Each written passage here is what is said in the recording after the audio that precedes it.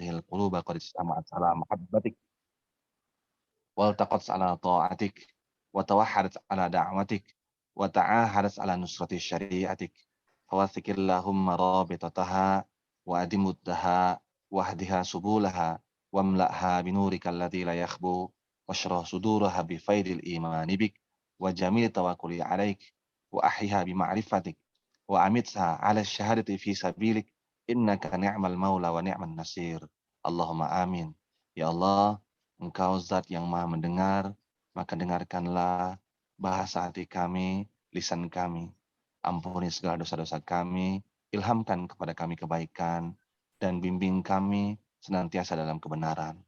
Bebaskan kami dari azab kubur, bebaskan kami dari siksa api neraka, dan jauhkan nama-nama kami dari azab-Mu ya Allah. Ya Rabbana lakal hamdu, kama yang bagi li jalali wajhikal karimi azim sultanik. Kami bersyukur kepadamu ya Allah, dengan keimanan, dan kami bersyukur kepadamu atas segala anugerah dan rezeki darimu ya Allah. Ya Allah, bimbing kami dengan hidayah. Allahumma alhimna rushdana wahdina ila siratikal mustaqim. Rabbana atina fid dunya hasanah wa fil akhirati hasanah wa qina adzabannar. Wa sallallahu ala sayyidina Muhammad wa ala alihi washabihi wasallam. Subhana rabbika rabbil izzati amma yasifun wa salamun alal mursalin walhamdulillahi rabbil alamin. Assalamualaikum warahmatullahi wabarakatuh. Waalaikumsalam warahmatullahi. Terima kasih Dok sudah mengantarkan. Dokter Rama ini dari Aceh, Kang Asep Hairul Ghani ya, sahabat dari Dandia. Baik, kalau gitu kita mulai saja. Mbak Putri siap ya menayangkan PPT-nya ya. Kita mulai dengan CV dulu, kita berkenalan. Walaupun di sini saya yakin para sahabat Dandia sudah akrab ya dengan beliau, tapi saya akan bacakan CV-nya, mohon izin. Mbak Putri boleh ditayangkan, silahkan kita mulai dulu dengan CV dari beliau.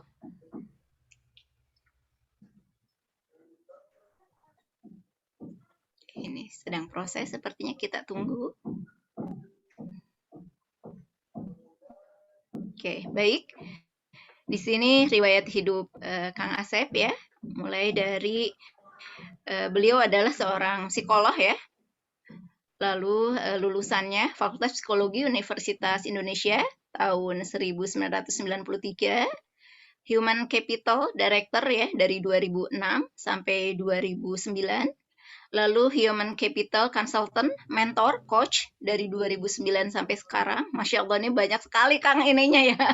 Aktivitasnya Masya Allah, sehat-sehat terus Kang. Dosen tamu di sejumlah perguruan tinggi, psikoterapis, penulis buku, anggota Himpunan Psikologi Indonesia atau HIMSI, dan Ikatan Psikolog Klinis. Lalu pendiri Sekjen pertama Asosiasi Psikolog Islam ya.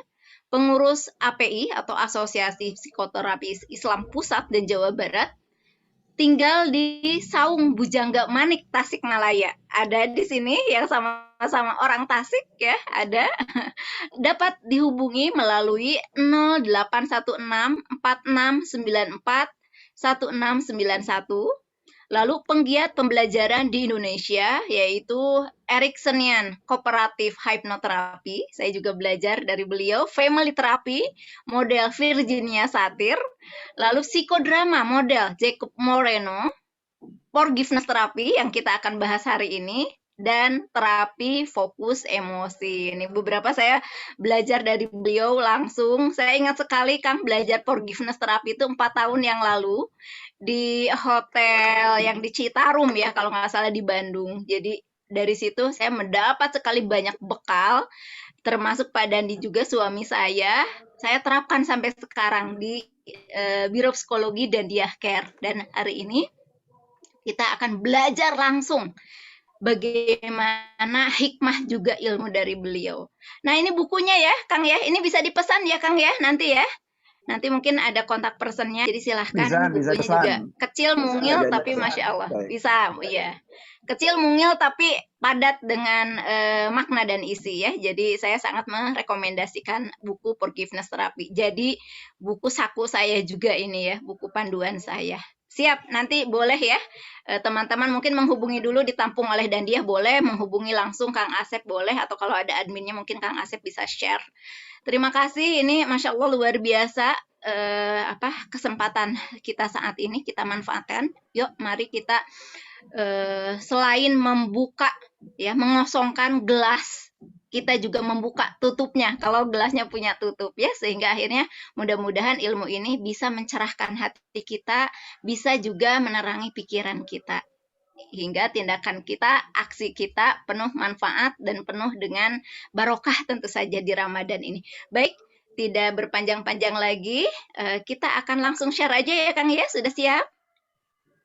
Oke, Ya. baik Mbak Putri, silahkan untuk share ke materi beliau, silahkan.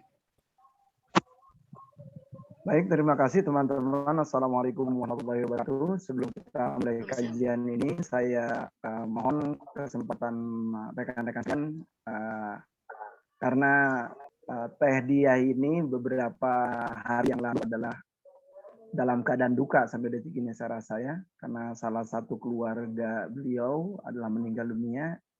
Mari kita bersama-sama kirim Al-Fatihah kepada almarhum dan juga kepada keluarga Teh Diah, kepada almarhum, semoga almarhum berada dalam lindungan Allah Subhanahu wa taala, dan kepada Teh Diah dan keluarga juga diberikan kekuatan, ketabahan, ketenangan, dan tentunya yang terbaik adalah bisa melanjutkan karya baik almarhum. Mari kita sama-sama membaca Al-Fatihah.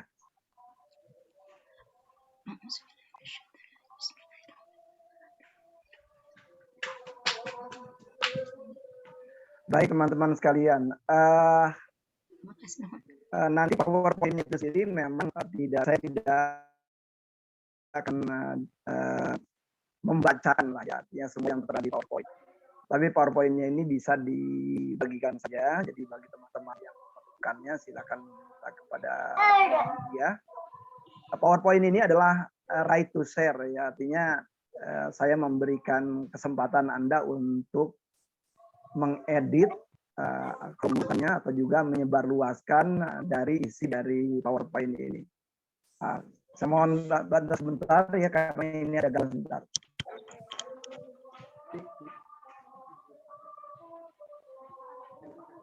Bentar, Pak.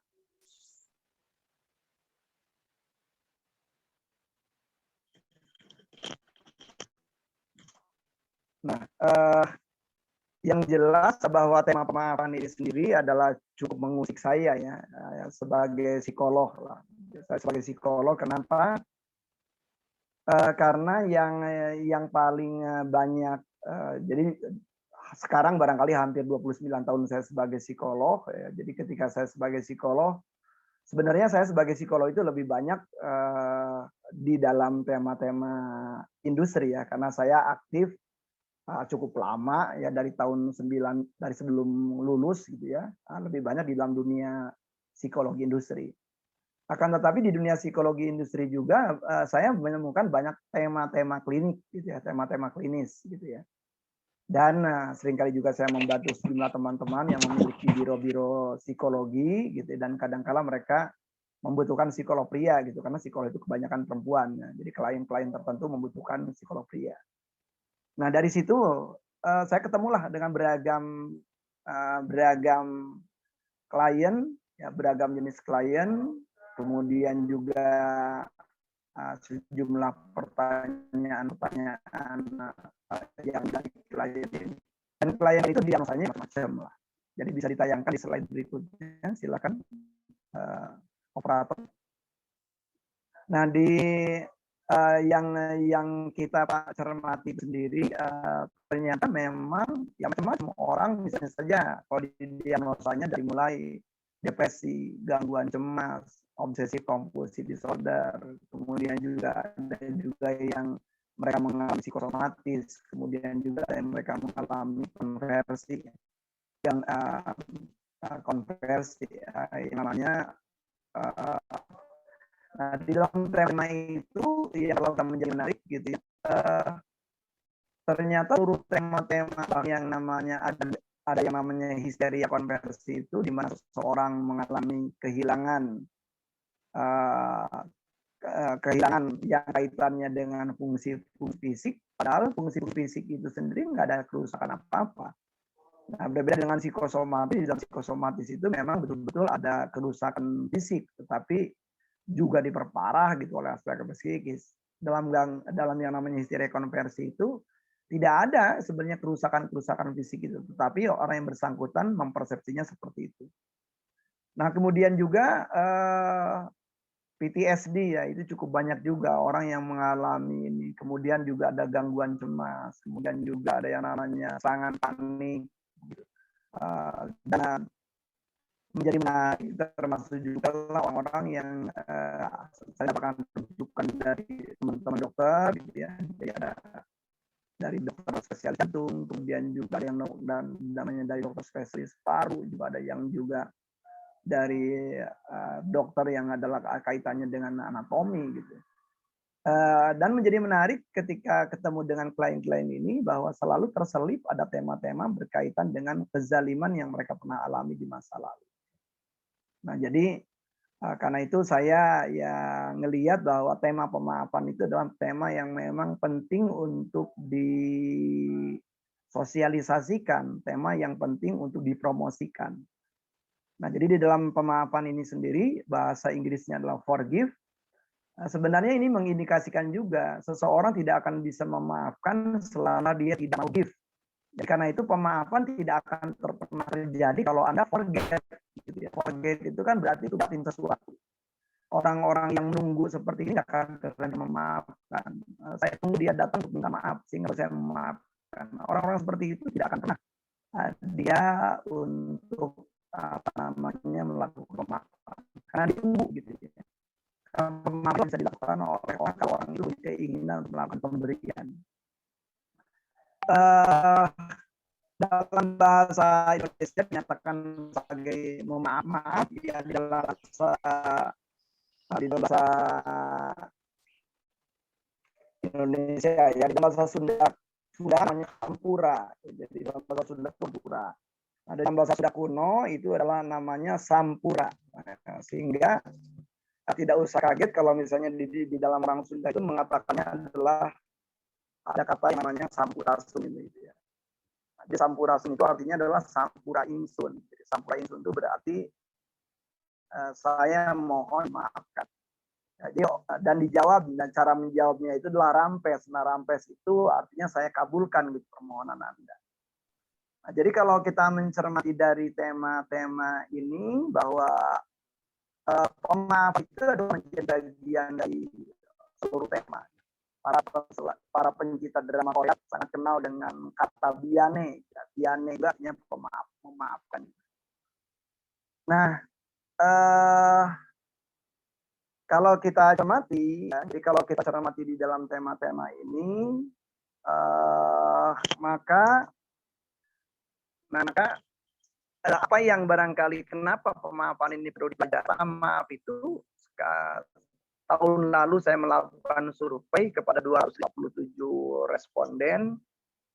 Dari 257 responden ini ditanyakan, sejak kapan Anda mengetahui tentang tema pemaafan? Jawabannya cukup menarik gitu ya. Bahwa terbanyak adalah justru sejak dewasa. Jadi terbanyaknya justru setelah mereka dewasa. Nah, jadi adalah kurang dari 15% yang menjawabnya adalah mereka mengetahui itu sejak anak-anak. Ya. Jadi hanya 25% saja gitu ya yang kita lihat apa namanya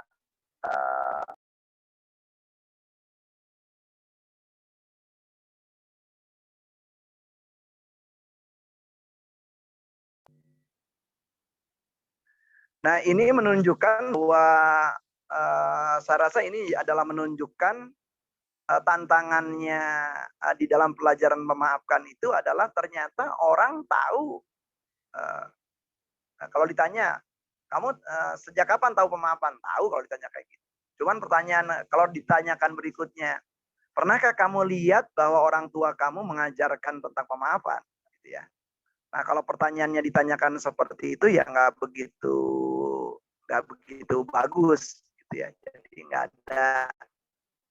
ada orang yang bisa memberikan jawaban kalau seperti itu.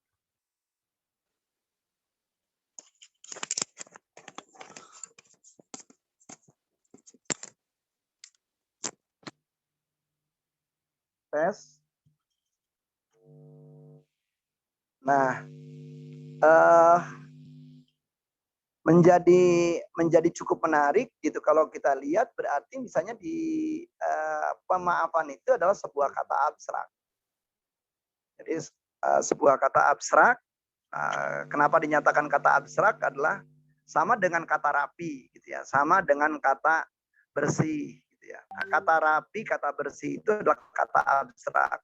Nah, jadi kalau ke anak-anak itu berarti dalam rangka konkretkan kata-kata itu, maka penting gitu ya bagi kita sendiri adalah mengajarkan kata-kata ini supaya kelihatan oleh anak-anak. Jadi kalau di dalam dunia pendidikan ya, tantangan dalam pemaafan itu adalah mengajarkannya.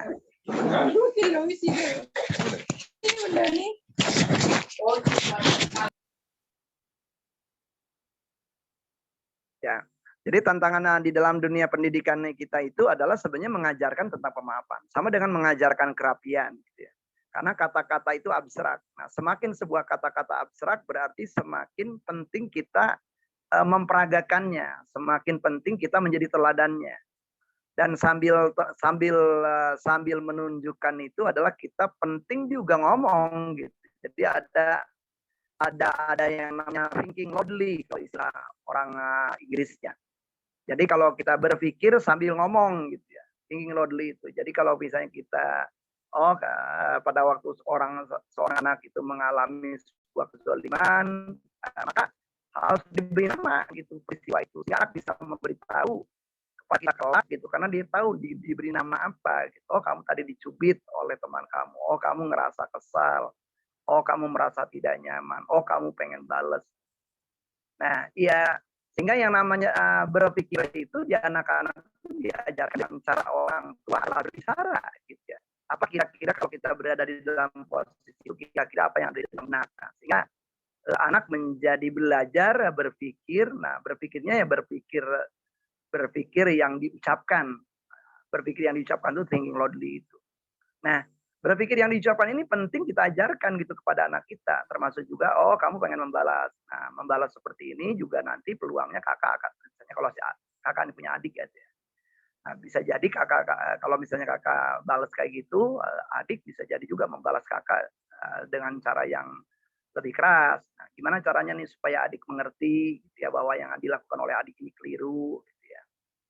Nah, ini menjadi penting barangkali di dalam dunia pendidikan itu adalah ngajarin, karena pemaafan itu jujur aja kalau misalnya saja yang terjadi cuman gini doang nih orang tua, maafin kakaknya, maafin adiknya, abstrak kalimat kayak gitu. Karena urutannya pemaafan itu panjang gitu ya. Jadi kalau tindakan pemaafan itu indikatornya juga perlu dikenali oleh anak. Nah, sehingga sekedar kata memaafkan saja tidak cukup. Nah, karena itu yang kedua barangkali, kenapa pemaafan ini menjadi penting? Kalau Anda membaca karya-karya sastra, khususnya cerita-cerita rakyat dari Balai Pustaka, gitu ya. Dari Balai Pustaka itu kan adalah sebuah penerbitan yang sejak Belanda. Kemudian setelah Indonesia merdeka itu menjadi penerbitan pemerintah. Kalau kita cermati dari Balai Pustaka, maka banyak karya cerita daerah yang temanya bukan pemaafan. Tema balas dendam lebih banyak dibandingkan pemaafan. Nah, dengan demikian skema tentang pemaafan pun jarang gitu ya. Kita baca gitu di dalam kolektif konsensus kita.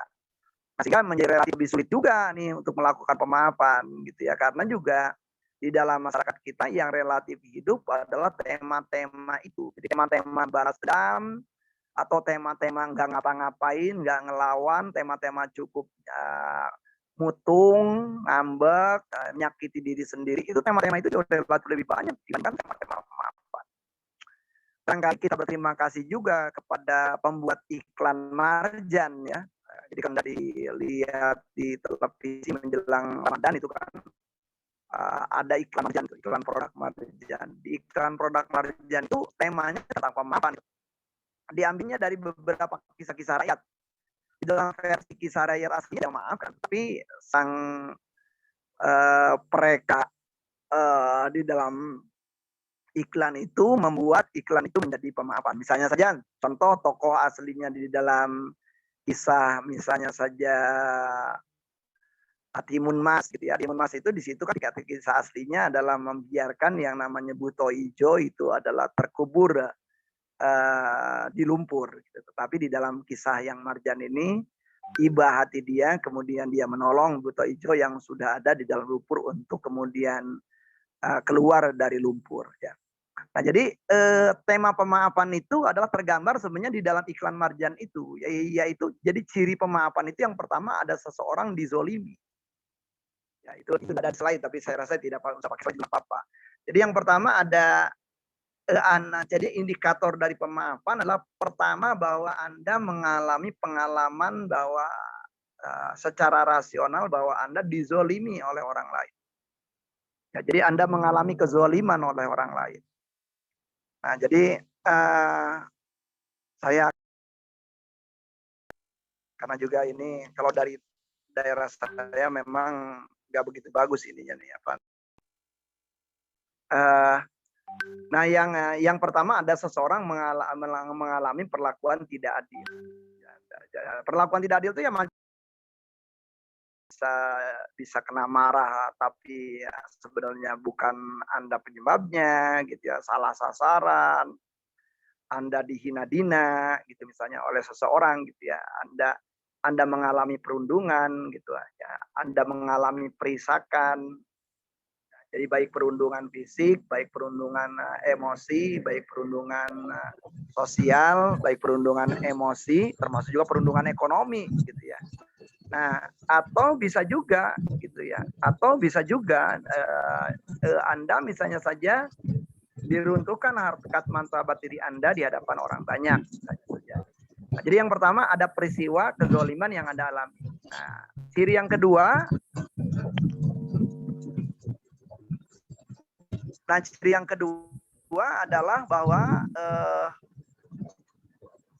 Anda sebenarnya di umumnya orang tuh pengen membalas gitu ya dengan tindakan-tindakan yang sejenis gitu yang dilakukan oleh orang-orang ini. Tetapi Anda membatalkan gitu untuk melakukan tindakan-tindakan seperti itu. Jadi artinya adalah Anda memilih untuk tidak melakukan tindakan yang sama dengan orang yang menzalimi Anda. Nah, ciri yang ketiga adalah justru mampu memberikan tanggapan yang berdasarkan prinsip belas kasih gitu kepada orang-orang yang menzalimi Anda. Nah, jadi tanggapan berupa belas kasih ini berarti apa? Misalnya saja Anda pertama ada perasaan kasihan. Sebenarnya perasaan kasihan itu tidak langsung kepada si penzolim gitu ya. Perasaan kasihan itu terutama adalah kepada diri Anda sendiri. Karena pada waktu seseorang adalah berada dalam keadaan tidak memaafkan orang lain, sebenarnya yang sedang menderita itu dirinya. Bisa jadi orang yang melakukan kezalimannya barangkali nggak begitu peduli gitu ya terhadap kita. Ya.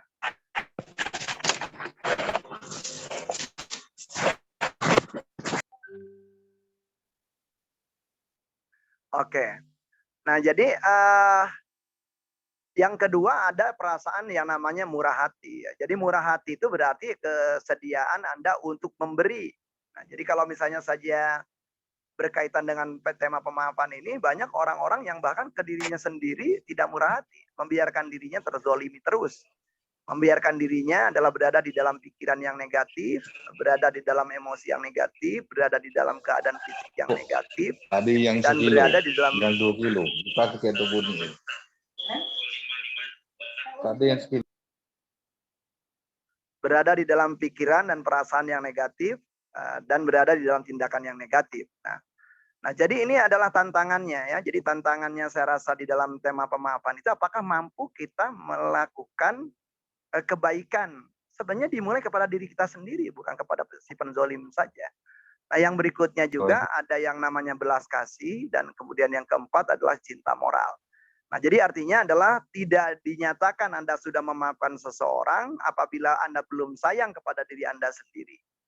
Jadi ya tidak dinyatakan Anda memaafkan seseorang bila Anda adalah masih zolim pada diri Anda sendiri. Ya masih belum berbelas kasih kepada diri Anda sendiri. Masih belum Anda kemudian menyatakan gitu ya apa namanya tindakan-tindakan penuh kasih kepada diri sendiri. Nah ini jadi tantangannya adalah di sana saya rasa. Nah, otomatis banyak orang yang protes gitu ya. Jadi dikasih tahu definisinya begitu, wah kalau gitu enak aja tuh yang dimaafin gitu ya.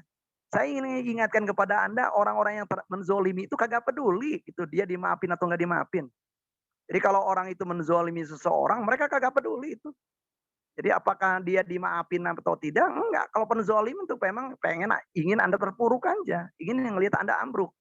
Jadi semakin Anda terpuruk, semakin Anda ambruk, semakin sukses program kezoliman mereka. Nah sehingga menjadi sangat konyol dan tolol ya orang-orang yang mengatakan begini, saya akan biarkan diri saya menderita sampai orang itu datang meminta maaf kepada saya. Wah itu ketololan dan kekonyolan tertolol gitu ya kalau memang saya katakan. Karena orang zolim ditunggu-tunggu. Coba bayangin, orang zolim udah jelas zolim, terbukti zolim, rasionalitas zolim, saksinya banyak orang itu zolim. Diharapkan coba orang zolim itu udah jelas udah hianat gitu. Fakta udah jelas gitu ya. Masih kita tunggu gitu. Jadi menariknya adalah sambil menunggu si orang yang zolim itu datang kepada kita, kemudian kita membuat program-program self destruktif ya, merusak diri kita. Apa tuh program self destruktif yang rata-rata dibuat oleh orang-orang yang terzalimi itu umumnya tadi berada dalam kenangan-kenangan buruk tentang si pelaku. Nah, yang dikenang apa? Yang dikenang bisa jadi tindakan si pelaku, ucapan si pelaku, kemudian perasaan-perasaan yang tidak nyaman di dalam dirinya itu dikenang-kenang terus. Bahkan itu dikisah-kisahkan kepada orang lain gitu umumnya. Dikiranya dengan dikisahkan seperti itu makin hilang. Enggak gitu. Karena apa? Salah sasaran. Diceritakan ke orang lain tuh nggak ada gunanya juga gitu kalau diceritakannya cuma kayak gitu ya. Karena juga berarti bisa jadi ceritanya juga nggak lengkap. Yang kedua bisa jadi juga emosi-emosi yang tertahannya juga tidak terekspresikan. Jadi kalau misalnya mau konsultasi, ya konsultasi ke psikolog aja gitu ya. Jangan nanggung gitu. Nah, sehingga kalau nanggung yang terjadi adalah makin banyak bercerita, makin banyak berkisah tentang peristiwa kezoliman itu, bukan makin sembuh, tetapi tadi makin lama makin sakit. Penyakit Anda bukan makin berkurang, tetapi makin meningkat. Nah, sehingga kalau saya gambarkan kira-kira begini, anggap aja ada seorang bos yang menegur anak buahnya dengan keras. Teguran si bos sebagian benar, sebagian keliru. Nah, kelirunya lebih karena si bos bawa-bawa masalah suku, bawa-bawa masalah kepribadian dari orang yang ditegur, anak buahnya yang ditegur. Nah, sehingga anak buahnya tersinggung, anak buahnya kesal. Anggap aja si bos itu negurnya cuma sampai 2 menit saja. Jadi si bos negur 2 menit. Dan orang yang bersangkutan berarti mengalami pengalaman-pengalaman tidak nyaman hanya 2 menit. Setelah 2 menit si bos biasa-biasa lagi gitu, setelah negur itu. Nah, akan tetapi yang terjadi di orang-orang yang terzolimi seringkali ada sebuah mekanisme pengalaman tadi yang 2 menit itu diulang-ulang di dalam ingatan dia. Anggap aja jadi pengalaman 2 menit itu memberikan satu pengalaman ketidaknyamanan. Kita kasih aja misalnya 1 derajat marah, 1 derajat M. Nah, tetapi karena anak buah ke bos ya nggak mungkin ngomong gitu, nggak punya keberanian dia. Nah, dia keluar dari ruangan itu kemudian dia merenung-renung. Nah, merenung itu berarti mengingat-ingat. Makin diingat bukan makin reda gitu ya. Makin parah. Naik dari 1 menjadi 2.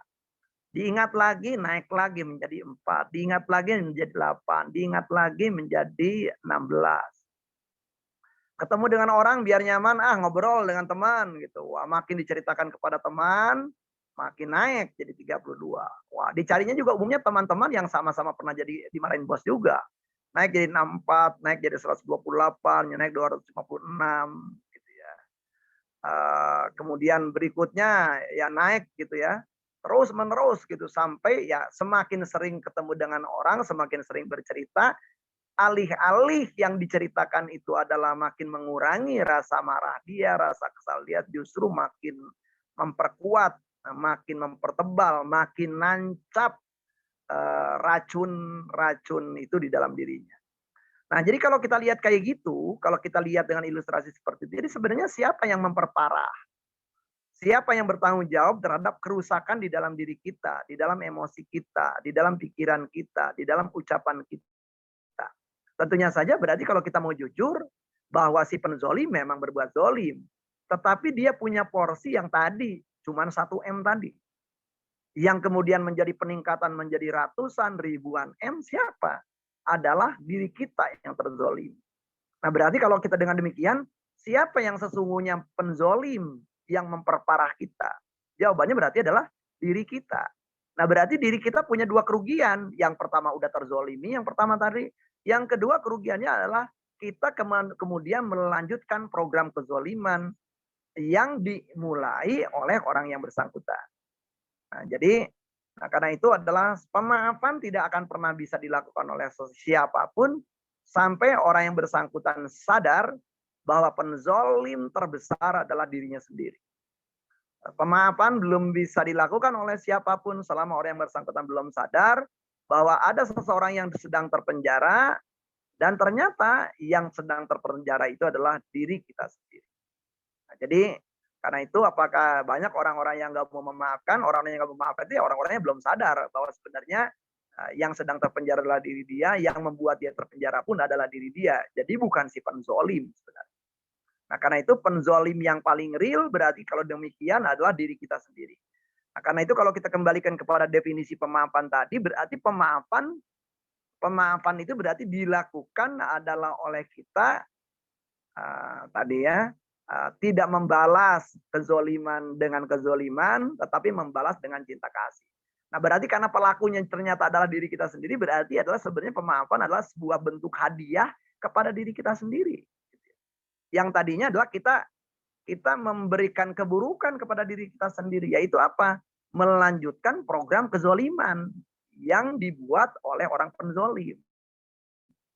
Nah kan orang bodoh pastinya tuh, kenapa kamu misalnya saja menusuk-nusuk diri kamu sendiri, bahwa ada orang lain yang menusuk kamu, harusnya ya tusukan itu kamu cabut gitu. Ini malah alat tusuknya itu kamu pegang sendiri, kemudian kamu tusuk-tusukan ke dalam diri kamu sendiri. Nah jadi terlepas Anda mau memaafkan atau tidak, saya berkampanye saja. Gitu. Jadi banyak orang yang ngapain memaafkan kalau gitu, enak aja. Terserah, cuman yang jelas bahwa semakin Anda punya marah, semakin Anda punya kecewa, semakin Anda punya dendam, yang lebih banyak rugi bukan penzolim, tetapi orang yang terzolimi. Nah jadi kenapa dengan demikian di dalam ajaran agama apapun, pemaafan itu adalah sesuatu yang dianjurkan. Gitu ya. Dulu ada limbah, hasilnya. Oke ya, jadi ada limbah tuh barusan. Jadi berkaitan dengan limbah itu banyak orang tuh membawa limbah itu adalah sesuatu yang bisa jadi sisa, bisa jadi sampah. Nah banyak orang-orang yang mengalami kezoliman itu seringkali banyak limbah di dalam batinnya berupa limbah-limbah emosi-emosi yang tidak nyaman, emosi-emosi yang negatif, pikiran-pikiran yang negatif. Nah sehingga indikator dari apakah Anda sudah memaafkan atau belum memaafkan sederhana saja. Pertanyaan pertama, apakah Anda sudah sayang pada diri Anda? Apakah Anda apakah pikiran Anda sudah positif pada diri Anda? Apakah perasaan Anda lebih positif untuk diri Anda? Apakah ucapan dan tindakan Anda juga lebih positif pada diri Anda? Nah, setelah itu baru setelah dimulai dari diri sendiri, apakah Anda kemudian menjadi lebih memberikan penghargaan tanpa syarat kepada orang yang menzolimi Anda? Apakah Anda lebih murah hati kepada orang yang menzolimi Anda? Apakah Anda mampu berbelas kasih kepada orang yang menzolimi Anda? Saya kasih contoh, misalnya saja sederhananya aja. Ada banyak orang di dalam kelas-kelas pemaafan itu kalau misalnya menggambarkan tokoh yang paling menzolimi mereka itu paling banyak itu ya orang terdekat. Bisa ayah, bisa ibu, bisa kakak, bisa mertua, bisa menantu. Jadi orang-orang terdekat kebanyakan yang membuat mereka senep, kesel gitu ya. Nah, pertanyaannya berarti kalau misalnya saja dalam relasi menantu ke mertua, ya, Seorang menantu belum bisa dinyatakan memaafkan tindakan mertuanya sebelum dia berbuat baik kepada mertuanya. Berbuat baik yang paling sederhana, murah hati paling sederhana dalam bentuk doa. Jadi kalau orang itu diminta, mertua kamu sakit, kita doain yuk. Ogah gue, enak aja gue ngedoain mertua yang kayak gitu ya. Otomatis kalimat itu sendiri menunjukkan bahwa dia tidak memaafkan. Gue udah memaafkan, tapi apa? Memaafkan pakai tapi juga bukan memaafkan. Berarti dia menyangkal gitu pemaafan. Nah, sehingga perbuatan-perbuatan baik itu adalah indikator. Misalnya tadinya adalah Anda hubungannya baik dengan kakak Anda. Tapi suatu kali kakak Anda pernah menegur Anda. Dan Anda nggak nyaman dengan kakak Anda. Dan dulunya sebelum kakak Anda menegur Anda, ya Anda seringkali itu memberi kepada kakak Anda. Tapi gara-gara kakak Anda menegur Anda menyetop pemberian yang biasa Anda lakukan. Anda melakukan boikot ya gitu terhadap perilaku seperti itu. Nah, dalam perilaku seperti itu pun yang tadinya Anda baik menjadi buruk gitu ya. Yang tadinya Anda punya kebaikan sekarang menjadi stop kebaikan Anda gara-gara sebuah perilaku tertentu dari orang itu pun menunjukkan bahwa Anda tidak pemaaf. Nah, berarti di dalam pemaafan ini tantangan terbesarnya adalah bagaimana kita melatih kebaikan. Melatih kebaikan di pikiran kita, melatih kebaikan di emosi kita, melatih kebaikan di dalam ucapan kita, melatih kebaikan di dalam tindakan kita. Nah, karena itu selama ini kalau kita ngobrol dengan klien ya, kebanyakan mereka memaafkan itu tadi buat orang lain yang zalim. Memaafkan itu adalah menunjukkan kelemahan. Memaafkan itu adalah bukti bahwa kita terpuruk, gitu, kita ambruk. Nah, itu adalah mitos ya. Padahal sesungguhnya memaafkan yang dilakukan dengan cara yang benar, dengan prinsip yang benar tadi, memaafkan itu justru adalah menyehatkan Anda. Karena sebenarnya target dari pemaafan itu bukan orang yang menzolimi Anda, bukan. Jadi target selama ini kalau di dalam ruang-ruang klinik itu seringkali banyak salah tafsir, banyak salah paham di orang, mengartikan memaafkan itu seakan-akan buat orang yang menzolimi anak. Enggak. Memaafkan itu bukan buat mereka. Karena memaafkan itu bukanlah tindakan yang sifatnya interpersonal. Tidak. Memaafkan itu bukanlah Anda harus datang ketemu dengan orang itu kemudian ngomong. Enggak. Jadi ada orang yang menzolimi saya, ya yang tahu bahwa saya terzolimi kan diri saya. Bisa jadi orang yang bersangkutan malah nggak nyadar gitu bahwa dia pernah menzolimi. Banyak kasus seperti itu. Nah, jadi yang sedang bermasalah itu saya dengan diri saya. Berarti sebenarnya adalah urusan memaafkan itu adalah urusan saya dengan diri saya. Bukan urusan saya dengan orang yang saya anggap menzolimi saya.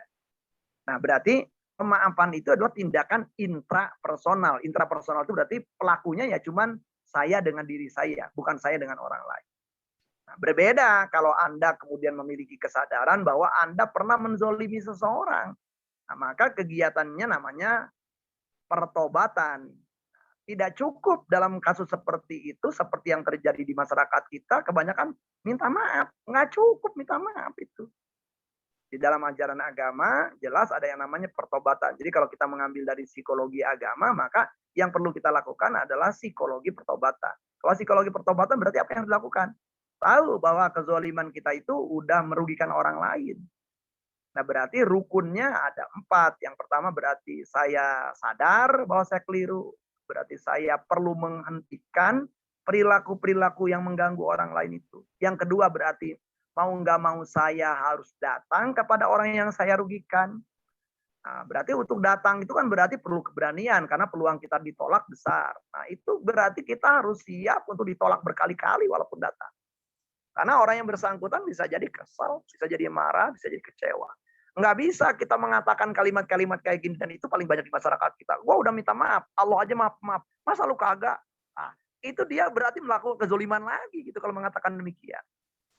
Justru secara psikologi orang yang bertobat itu perlu belajar empati kepada orang yang tadi sakit hati, kecewa, kesel. Karena dia banyak mengalami kerugian, bisa jadi akibat tindakan-tindakan kita. Sehingga sampai mereka menerima kita, menerima bahwa kita keliru, kita kemudian ingin memperbaiki kerusakan, itu perlu dilakukan. Nah, jadi yang barangkali hal-hal yang sifatnya materi bisa diganti, yang di luar materi sangat sulit. Berarti adalah Anda harus siap diomeli sama orang yang bersangkutan, siap dimusuhi oleh orang yang bersangkutan pada waktu kita datang. Nah, kemudian lama-kelamaan dengan kesungguhan hati Anda, orang itu akan menerima Anda. Lama-kelamaan Anda bisa memperbaiki hubungan yang udah rusak itu. Nah, sehingga yang namanya kalau Anda melakukan kekeliruan kepada orang lain, namanya pertobatan. Tidak cukup di dalam konteks masyarakat kita sekedar cukup menggunakan kata minta maaf setelah itu selesai perkara. Enggak. Gitu. Karena tadi kerusakan-kerusakan yang terjadi gara-gara tindakan kita bisa jadi ya udah kemana-mana gitu efek. Nah, sehingga di sini ada yang namanya pemaafan dan ada yang namanya pertobatan. Khusus kajian kita adalah dalam pemaafan ini. Nah, berarti tantangannya di dalam melakukan kegiatan pemaafan itu adalah maukah Anda mulai sadar bahwa yang sedang rugi kalau tidak memaafkan itu bukan orang yang penzolim, tetapi diri Anda. Jadi semakin Anda berada dalam emosi yang tidak nyaman, ya rugi diri Anda. Yang rugi juga tubuh Anda. Yang rugi adalah fisik Anda. Yang rugi kemudian emosi Anda, yang rugi spiritual Anda. Nah, sehingga yang namanya memaafkan itu berarti kalau kita lakukan, berarti adalah penyembuhan yang kita lakukan sendiri. Karena selama ini yang tanpa disadari, yang sedang menenggak toksik, yang sedang menenggak racun adalah diri kita. Nah, berarti memaafkan adalah tindakan menyadari bahwa kita selama ini minum racun. Dan kita sekarang mulai adalah melakukan detoksifikasi gitu ya. Nah, sehingga racun itu adalah keluar dari tubuh kita. Nah, sehingga memaafkan dengan demikian menyembuhkan. Ada orang yang mengatakan memaafkan itu adalah perilaku yang lemah. Nah, justru adalah ketidak memaafkan itu perilaku yang lemah. Anda terpuruk, Anda ambruk gitu ya. Anda nggak ngapa-ngapain. Cuman berputar-putar saja dalam pikiran-pikiran mengulang-ulang sebuah kisah gitu ya, dan tanpa Anda melakukan perilaku-perilaku yang Anda pandang penting untuk diri Anda sekarang dan masa depan. Maka memaafkan yang seperti itu menunjukkan bahwa Anda lemah. Tapi kalau Anda memaafkan, justru menunjukkan bahwa Anda strong, Anda kuat. Dan pada waktu seseorang tidak memaafkan, maka seseorang itu sebenarnya sedang tidak bertanggung jawab terhadap keterpurukan dirinya. Apalagi dia sambil nunggu. Gua hanya akan menjadi nyaman diri gua, tubuh gua hanya akan sehat kalau orang itu datang minta maaf. Buset, ditunggu-tunggu tuh bertahun-tahun gitu orang-orang seperti itu. Udah jelas orang zalim, kita tunggu gitu ya. Ya percuma juga gitu. Karena sesuatu yang terjadi pada orang lain itu di luar kontrol kita, di luar kendali kita. Semakin di luar kendali kita ya semakin sulit kita berharap. Peluang kita untuk kecewa adalah menjadi besar. Nah, sehingga memaafkan itu adalah sebuah tindakan yang mengalihkan dari diri kita yang tadinya adalah pasif menjadi aktif, dari diri kita yang tidak bertanggung jawab menjadi bertanggung jawab. Dan memaafkan itu otomatis adalah menjadikan Anda pemenang atas diri Anda. Nah, kesalahpahaman ini yang barangkali perlu dikenali terlebih dahulu sebelum kita melakukan kegiatan pemaafan. Nah, sehingga kalau kita cermati tadi dari definisi tadi, ya, maka pemaafan itu adalah sebuah perilaku yang akan sangat sulit Anda melakukan kegiatan pemaafan selama di dalam paradigma Anda, di dalam perspektif kognisi Anda memandang bahwa pemaafan itu adalah reaktif. Reaktif gitu. Jadi kalau orang lain buruk sama kita harus berbuat baik. Akan sangat sulit kalau kayak gitu. Karena umumnya kita tidak berbuat yang sejenis, yang seimbang. Jadi kecuali dalam hal negatif, kalau orang menghina kita barangkali gampang menghina balik walaupun di dalam benak kita. Gitu ya. Tetapi belum tentu kan ketika orang lain melakukan hal yang positif. Jadi apakah kalau misalnya seseorang itu melakukan hal yang positif, saya melakukan hal yang positif, saya sih mengakui banyaknya enggak gitu.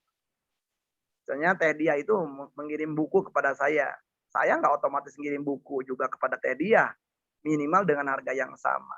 Enggak gitu. Teh Dia ngirim Pampers ke saya berkali-kali, saya nggak pernah ngirim Pampers ke Teh Dia gitu berkali-kali. Jadi kalau Pampers kan keren gitu ya, Hampers ya, keren, bukan Pampers ya, Hampers keren. Dalam bahasa Inggris, bahasa Indonesia nama besek gitu ya. Jadi saya tidak pernah mengirim juga tuh kalau Teh Dia ngirim Hampers ke saya tidak pernah ngirim besek Tina Awi gitu ya.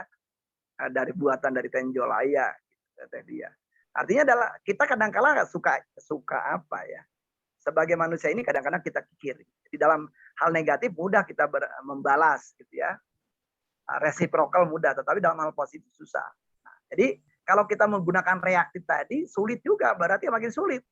Enak aja. Masa gua ngebalas orang yang begitu dengan kebaikan, yang bener aja tuh. Ajaran macam apa yang kayak gini ya? Banyak orang yang ngomong begitu gitu ya.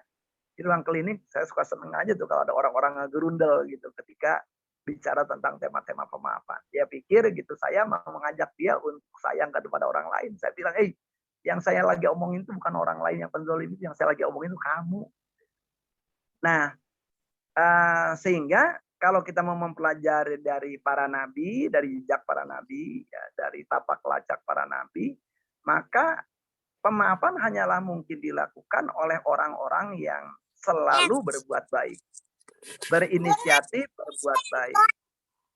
Nah, jadi selama orang-orang itu tidak terbiasa berbuat baik, sangat sulit untuk melakukan kegiatan pemaafan. Nah, berarti adalah berbuat baik kepada siapa nih? Dimulai berbuat baik pada diri sendiri. Jadi semakin kita terbiasa dalam modus merusak diri sendiri, semakin kita terbiasa membuat diri kita tidak nyaman, semakin kita terbiasa asik dengan ngerusak diri sendiri. Karena cukup banyak orang-orang yang mempunyai program auto ngerusak begitu. Asik dengan pikiran-pikiran buruk, asik dengan mengingat-ingat pengalaman buruk, asik dengan membuat diri terpuruk, seringkali senang menjadi korban, gitu. Seringkali menggunakan main drama dalam rangka get attention dari orang lain. Selama kita berada di dalam pola-pola seperti itu, maka pemaafan menjadi sangat sulit. Nah, sehingga penting bagi kita mulai belajar menjadi subjek. Jadi selama kita menjadi objek, ya, selama kita menempatkan diri kita sebagai korban, akan sangat sulit untuk melakukan kegiatan pemaafan. Nah, sehingga dengan demikian penting bagi kita sendiri adalah untuk mulai ngelihat, mulai reflektif apakah pemaafan itu sebuah jalan yang perlu saya lakukan atau tidak.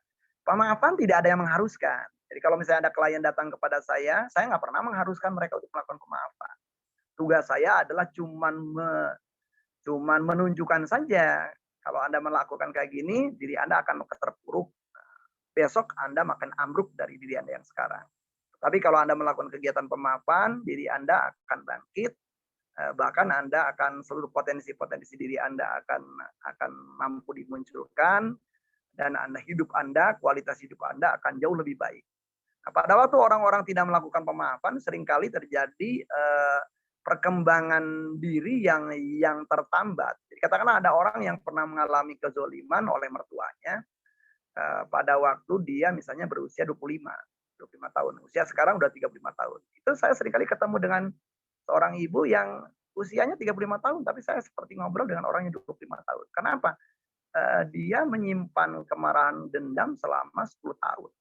Sehingga seakan-akan dirinya itu ya tertunda di situ. Perkembangan itu tertunda di situ. Nah, jadi jangan dipikir yang namanya tidak memaafkan itu tidak mempunyai efek kepada pribadi Anda. Jadi banyak kemunduran diri, ya, banyak orang-orang yang tidak berkembang secara psikologis, tidak berkembang kompetensi psikologisnya, tidak berkembang kemanusiaannya, karena tertambat oleh perasaan-perasaan terzolimi. Nah, jadi kalau kita cermati seperti itu, ya semakin Anda tidak mau mengambil keputusan untuk melakukan pemaafan, semakin rugi diri Anda. Nah, ini dulu yang barangkali perlu kita pahami. Nah, karena yang namanya pemaafan itu sendiri tidak wajib, ya, tidak dipaksakan, tidak bisa dipaksakan. Jadi pemaafan hanyalah bisa dilakukan oleh orang yang sadar, sesadar-sadarnya. Ya, jadi di dalam ayat Quran pun dinyatakan bahwa di situ adalah digambarkan dengan sebuah uslub, ya, atau gaya bahasa di dalam Al-Quran yang menggambarkan bahwa alangkah baik apabila seseorang melakukan pemaafan. Nah, ini adalah awalan.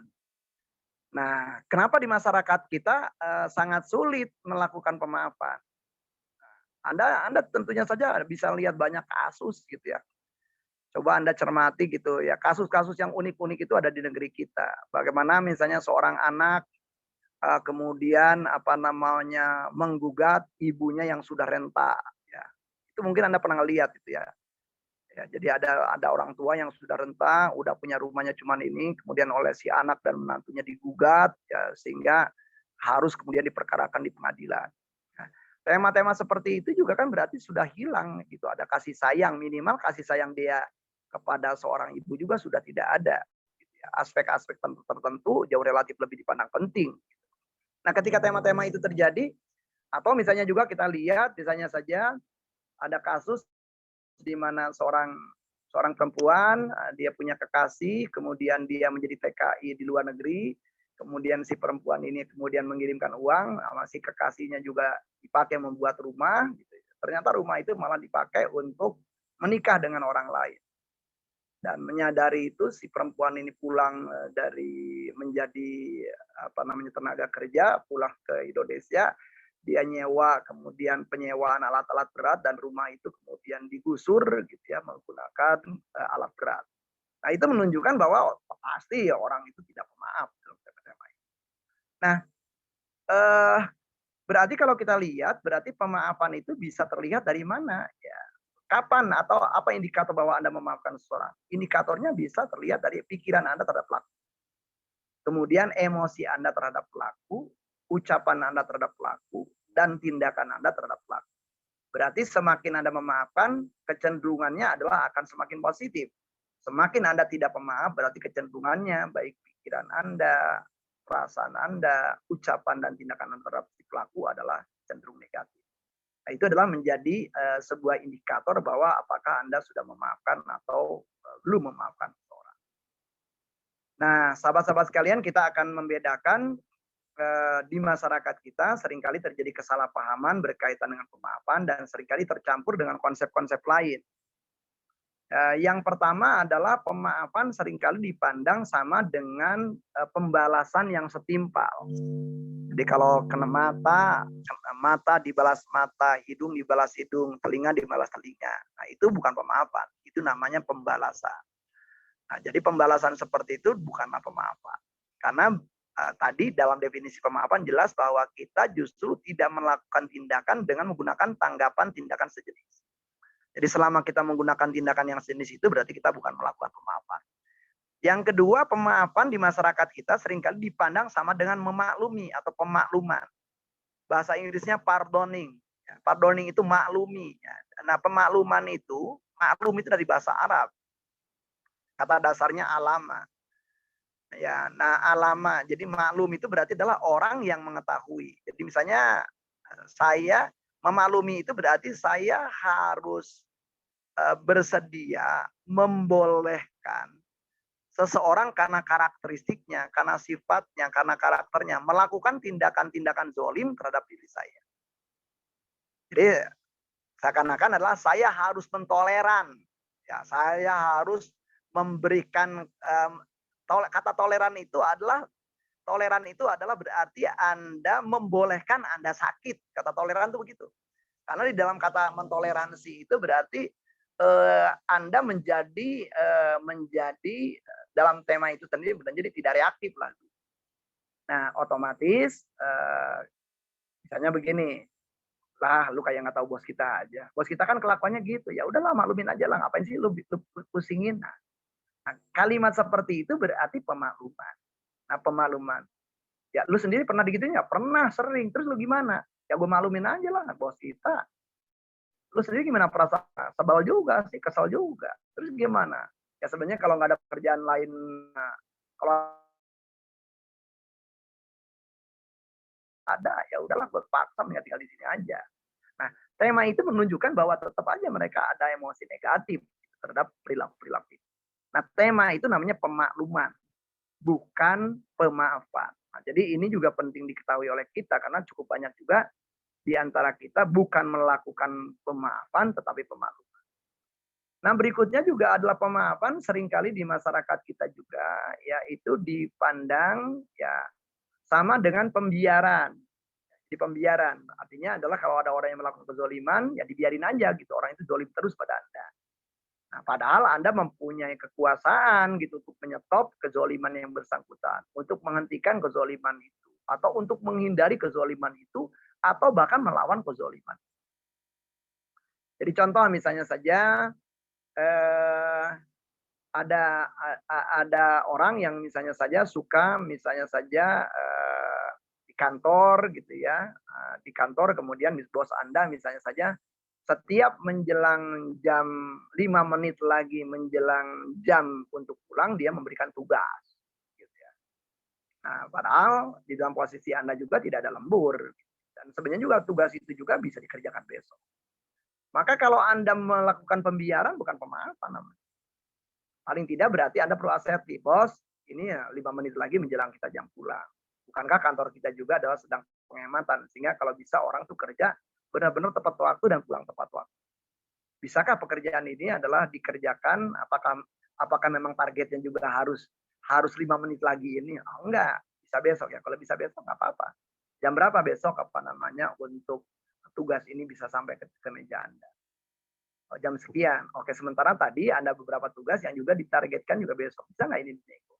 Nah, penting bagi kita untuk asertif seperti itu. Kalau tidak asertif seperti itu berarti Anda artinya sementara Anda ngedumel terus, berarti Anda memberikan namanya pembiaran. Sama juga, ada orang yang 35 tahun konseling sama saya. Pak Asep, saya ini selama ini nikah 35 tahun. Suami saya itu adalah kerjanya mabuk-mabukan.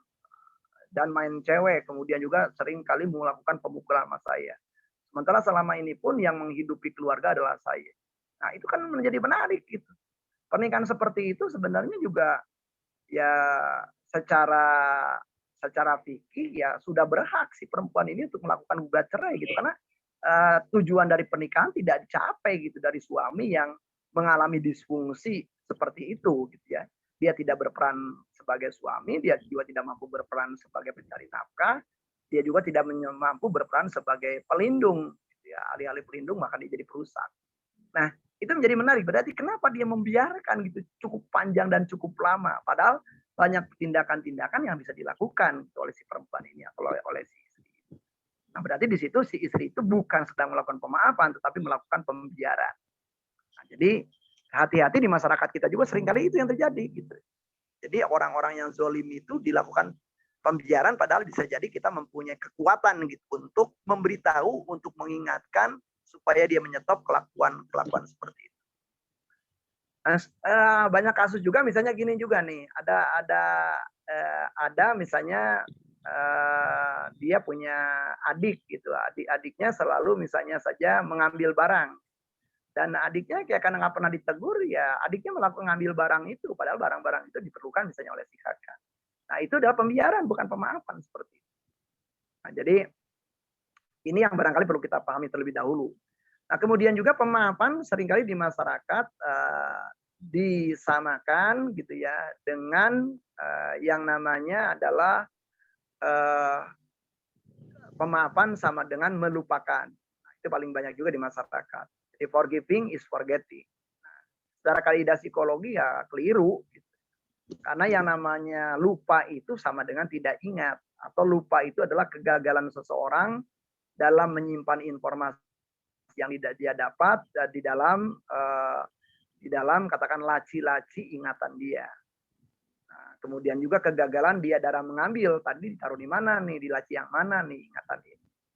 Nah, melupakan itu juga berarti salah satu indikator bahwa seseorang mengalami gangguan ingatan. Lupa juga adalah gambaran juga bahwa seseorang itu juga seringkali juga dicirikan dari orang-orang yang mengalami gangguan stres pasca trauma atau post traumatic stress disorder. Nah, berarti kalau kayak gitu ya masa memaafkan sama dengan gangguan kan aneh gitu ya. Maka berarti memaafkan itu sama dengan mengingat. Nah, tetapi mengingatnya yang mana? Karena kalau Anda mengingat sebuah pengalaman buruk itu teringat, kemudian muncul pikiran negatif, muncul emosi negatif, muncul kemudian rencana tindakan-tindakan negatif, maka yang seperti itu berarti ingat dan Anda berada dalam modus tidak memaafkan.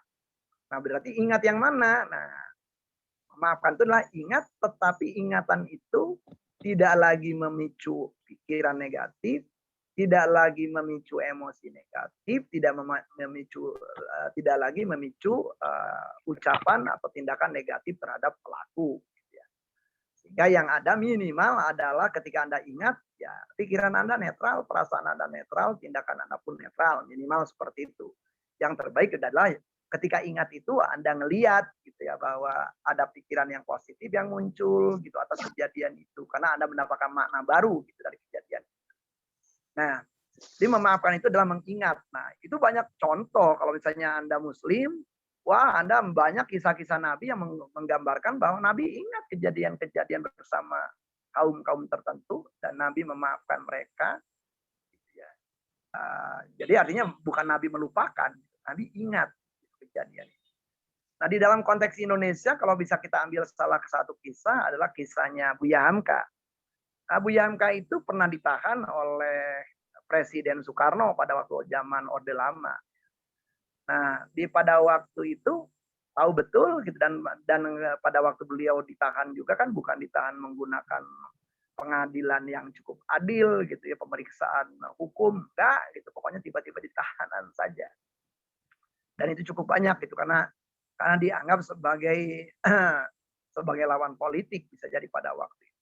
Nah, apa yang dilakukan oleh Buya Hamka ketika di penjara ya justru menikmati masa-masa di penjara itu untuk membuat karya-karya yang baik gitu ya. Adalah dia tetap fokus saja kepada hal yang baik yaitu menulis tafsir Al-Azhar di sana. Nah, Orde Lama tumbang, kemudian juga Insinyur Soekarno ini, Presiden Soekarno ini, mantan Presiden Soekarno ini adalah kemudian menjadi tahanan kota, ditahannya di Wisma Yasa, yang sekarang itu adalah menjadi Museum Satria Mandala, yaitu di Jalan Gatot Subroto, saya rasa itu masih Jalan Gatot Subroto. Nah, dia sempat menulis sebuah wasiat kalau kelak aku meninggal, aku ingin bahwa pada waktu sholat jenazah ini diimami oleh Buya Hamka. Nah kalau Hamka ini pendendam kan tidak akan mau melakukan itu. Nah, Hamka adalah orang yang pemaaf dan Hamka memaafkan Bung Karno dan Hamka mau menjadi imam pada waktu sholat jenazah itu. Nah ini adalah menunjukkan bahwa berarti Hamka ingat betul kejadian itu. Kalau sampai jadi tafsir Al-Azhar kan jelas gitu ya, yang menjaranya siapa. Nah berarti memaafkan sama dengan mengingat. Berarti memaafkan bukan melupakan. Jadi mulai dari sekarang orang-orang yang ikut kajian ini, jadi anggap nggak ikut kajian ini kalau masih percaya bahwa forgiving is forgetting. Nah yang berikutnya adalah memaafkan tidak sama dengan pengampunan. Pengampunan. Nah, kata pengampunan itu di dalam istilah hukum ya, dalam bahasa Arab kata ghafaro itu ya, ghafur itu adalah pengampunan, mengampuni. Ampunan. Nah, ghafaro itu adalah ketika orang dihapuskan gitu ya, dari kemungkinan-kemungkinan dia mendapatkan hukuman. Atau dia dibebaskan gitu ya, atau dia diberikan kelonggaran untuk tidak dihukum. Nah, saya kasih contoh kasus. Jadi berarti dengan demikian memaafkan bisa sekaligus mengampuni, tetapi memaafkan tidak serta-merta harus mengampuni. Artinya adalah seseorang bisa melakukan pemaafan tetapi tidak mengampuni. Contoh kasus di dalam rumah tangga. Jadi ada seorang istri yang seringkali menjadi korban perundungan oleh suaminya sampai di satu titik optimum si istri itu sendiri ya sampai berantakan lah, babak belur gitu ya, sampai wajahnya menjadi rusak, bonyok, kemudian giginya juga sampai hilang. Dan pada waktu itu apa yang dilakukan oleh si istri adalah kalau bahasa Sunda menangis nista maja utama ya, jadi udah sangat terlaluan, udah melampaui batas dari yang dia toleransi. Maka si istri kemudian minta bantuan polisi yang merupakan tetangganya dan kemudian diantar ke rumah sakit, dibuat visum di rumah sakit, kemudian juga bikin laporan polisi gitu ya. Dan kemudian si istrinya menjadi tersangka, si istrinya ditangkap dan si istrinya ditahan. Dan si suaminya ditahan dan setelah si istri ini adalah sembuh gitu. Kemudian si istri kemudian tahu gitu bahwa tidak ada satu orang pun yang pernah menjenguk si suaminya dari keluarga besar si suami. Karena mereka udah kadung malu mendapatkan stigma dari masyarakat. Nah si istri melihat kayak gitu tetap ada rasa kasihan, ada rasa iba, ada rasa sayang kepada si suami. Maka yang dilakukan oleh si istri itu adalah dia bersama anaknya membawa pakaian ganti, membawa makanan tiap 2 hari sekali. Gitu. Dari mulai tahanan polsek sampai tahanan kejaksaan. Sampai nantinya adalah ketika orang ini kemudian di lembaga pemasyarakatan. Nah, pada saat yang sama si istri melakukan gugat cerai di pengadilan agama.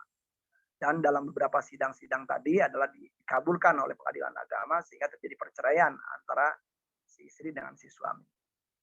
Jadi pada waktu dia datang udah bukan lagi suaminya secara hukum, yang lihat itu si suami udah di lembaga pemasyarakatan dan dia tetap datang bersama anak. Nah, artinya kalau kita lihat dari perilaku si istri terlepas apapun kelakuan suami sudah melakukan pemaafan. Apa buktinya pemaafan? Dia mau melakukan tindakan-tindakan kebaikan.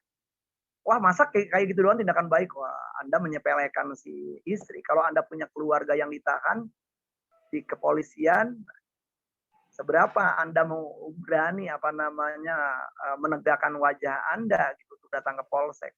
Itu dibutuhkan keberanian yang luar biasa. Hanya orang dengan memiliki kasih sayang gitu ya yang bisa melakukan tindakan seperti itu. Tanpa punya kasih sayang ya boro-boro gitu. Kenapa? Mungkin kita lebih baik menjaga martabat diri kita ketimbang ngerasa malu seperti itu. Nah, si istri dalam hal ini berarti ya dalam memaafkan si suami tetapi tidak mengampuni. Kenapa tidak mengampuni? Kalau dia mengampuni berarti dia membatalkan untuk memperkarakan si suami ini di kepolisian. Berarti dalam hal ini si istri mengampuni tetapi tidak memaafkan. Nah, jadi boleh nggak? Ya boleh-boleh saja. Ada nggak contoh dari tarikh Nabi? Banyak gitu ya. Nah, yang berikutnya adalah memaafkan seringkali di masyarakat kita dipandang sebagai perdamaian. Jadi kalau Anda memaafkan seseorang itu Anda harus berdamai dengan orang itu. Jadi saya mau kasih contoh kasus ekstrim. Wah, sialan tuh teman gue katanya udah maafin gue. Masa dia sekarang nggak mau lagi gaul sama gue? Belum memaafin tuh dia. Nah, itu berarti keliru. Orang itu memaafkan Anda, tetapi dia nggak mau lagi berdamai dengan Anda.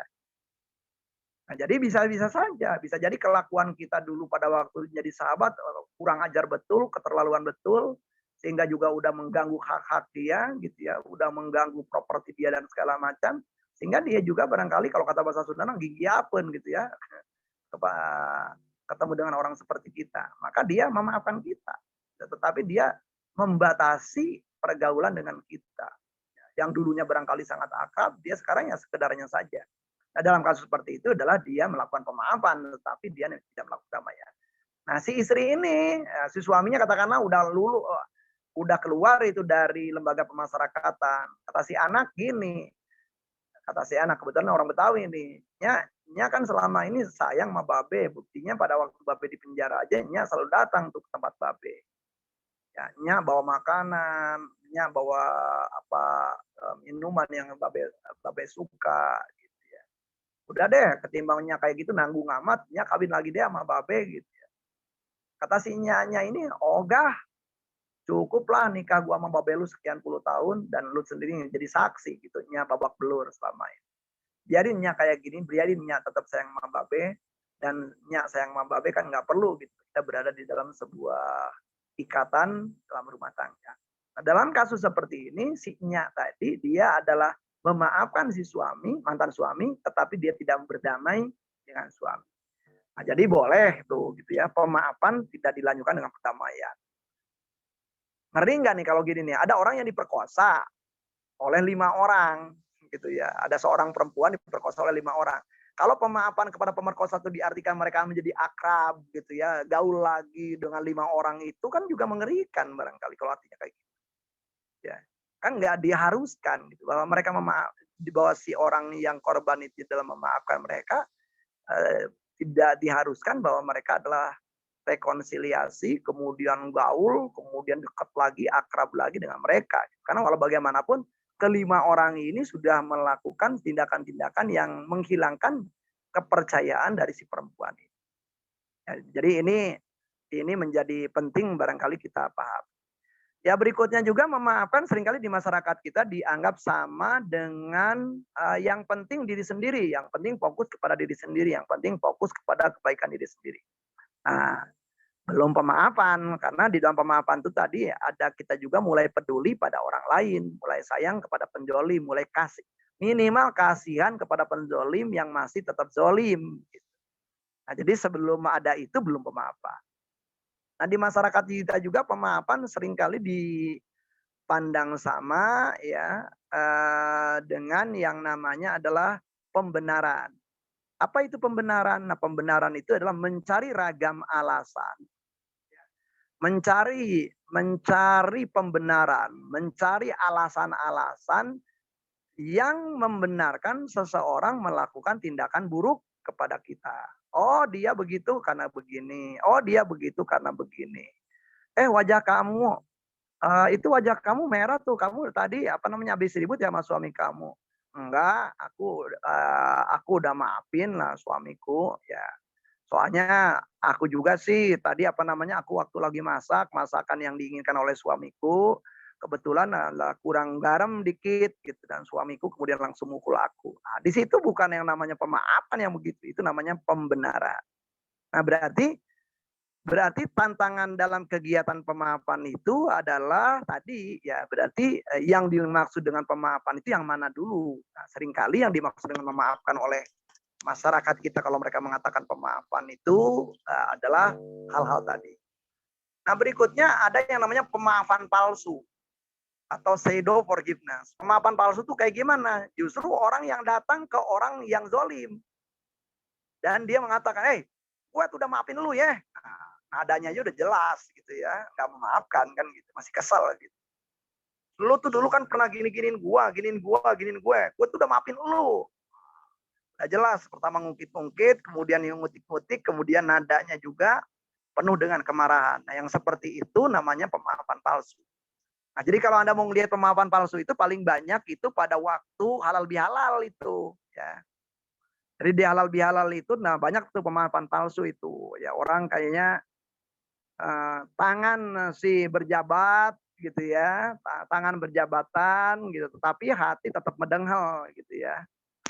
Di antara ucapan dengan emosi nggak nyambung. Nah, itu pseudo forgiveness. Dan contohnya banyak di negeri kita lah itu ya.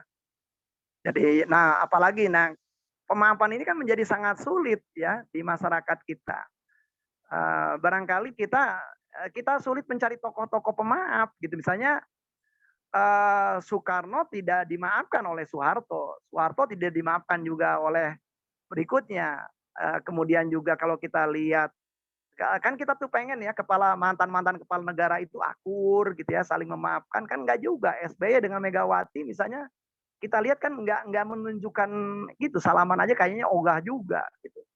Nah, artinya kalau bangsa kita menjadi enggak pemaaf, ya wajar gitu loh. Yang wong pemimpinnya aja enggak memberikan walaupun kita tahu itu bisa disetting, ya disetting itu yang positif-positif gitu. Nah, artinya ini adalah tantangan bagi kita gitu dalam pembelajaran tentang pemaafan ini.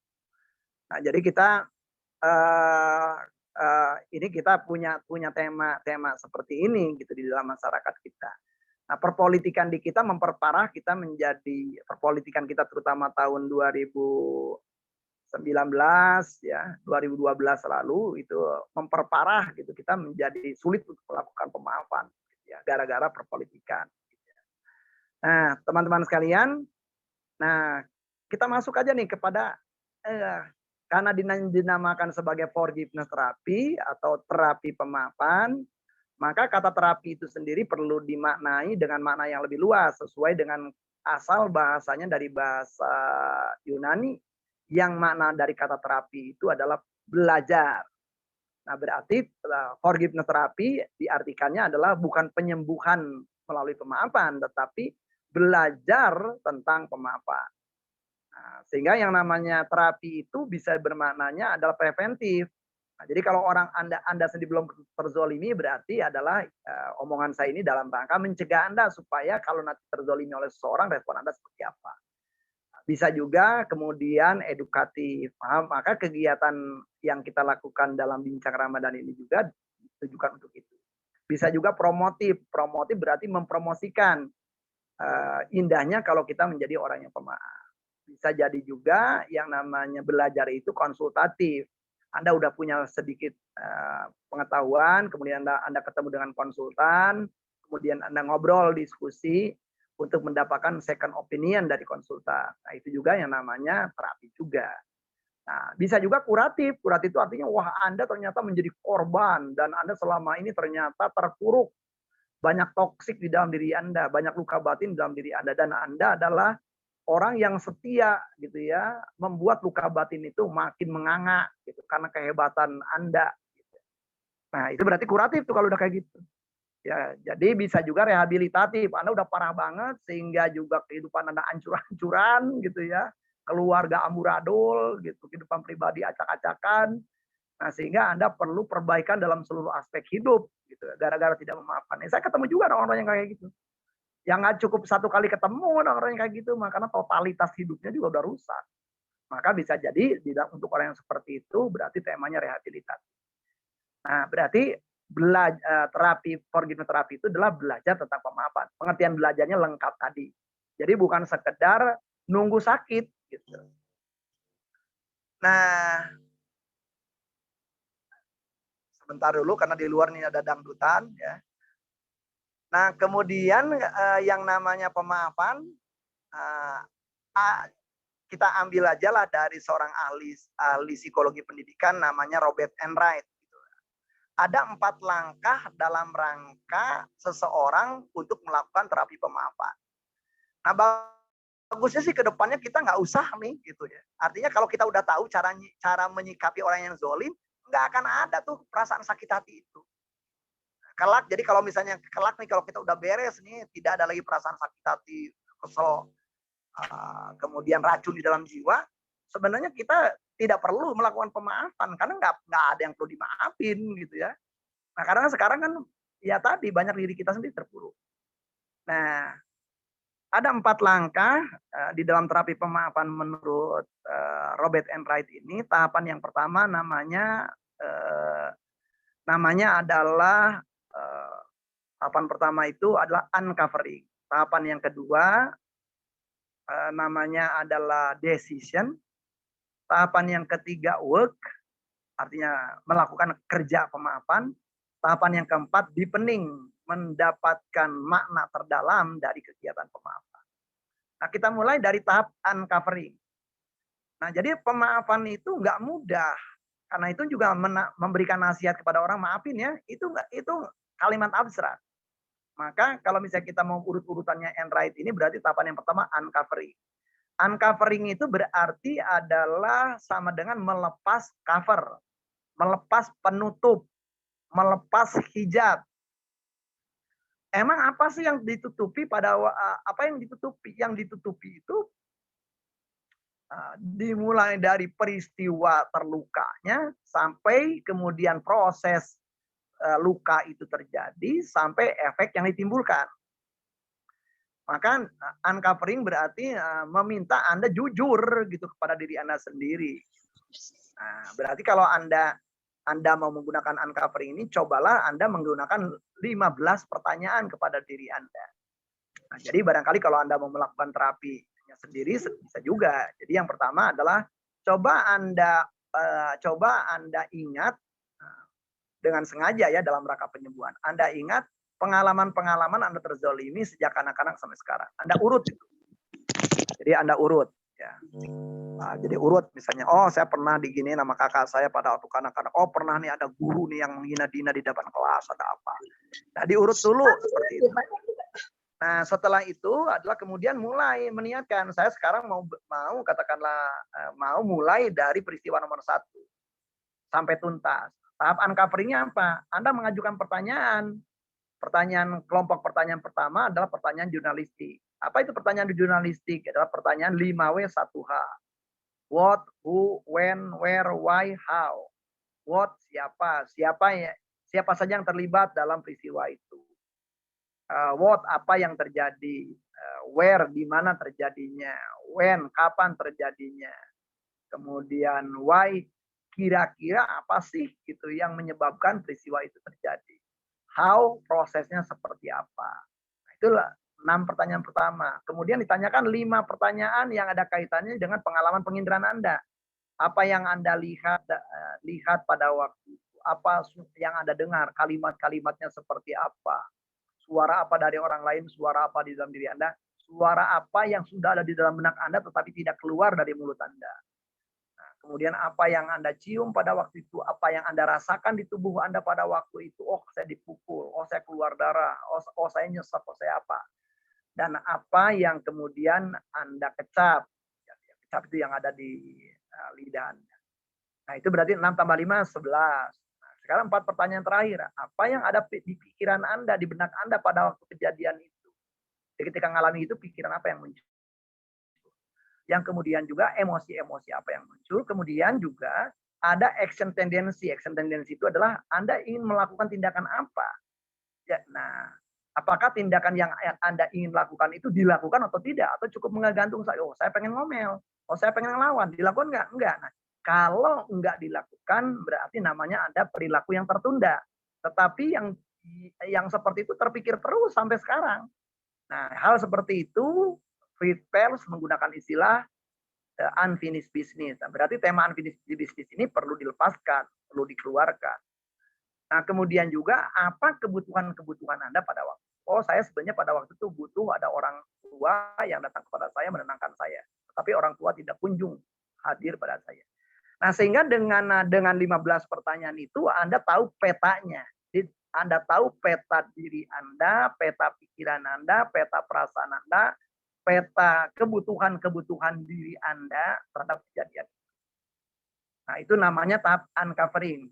Di dalam tahap uncovering ini berarti tahu nih, ada rasa marah yang tertunda, ada rasa jengkel, ada rasa kecewa, ada kebutuhan didengar yang nggak tercapai gitu. Ada kata-kata makian yang udah di dalam benak tetapi nggak terlepaskan. Jadi begitu. Nah, setelah menyadari tahap uncovering itu, tanya-tanya deh sama diri. Emang nyaman nih, udah berlama-lama nih begini. Gitu ya. Nah, kalau di dalam workshop atau di dalam ruangan klinik, saya seringkali memberikan daftar itu. Ada 28 indikator. Gitu. Apakah kamu misalnya ngalami gini nggak nih, susah tidur nggak? Alami. Apakah kamu ngalami nggak kadang-kadang seringkali mimpi seperti tema-tema ini enggak? Iya. Saya bilang ke saya, kamu nggak usah 28 daftar ini penuh. Satu aja itu menunjukkan bahwa alarm untuk kamu segera memaafkan. Jadi kalau kamu tidak, ya kamu akan makin hancur. Setelah itu barulah orang itu masuk ke dalam tahap kedua di dalam pemaafan, namanya decision. Nah, decision itu berarti mengambil sebuah keputusan untuk melakukan pemaafan. Nah, berarti pemaafan itu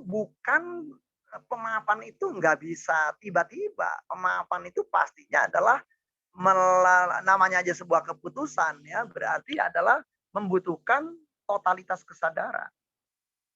Nah, sehingga ya seringkali kalau di dalam ruangan klinik saya tanya-tanya gitu, apa ya coba Anda udah orang yang menzolimi Anda 5 tahun dan udah meninggal pula dan Anda sekarang berada dalam keadaan terpuruk.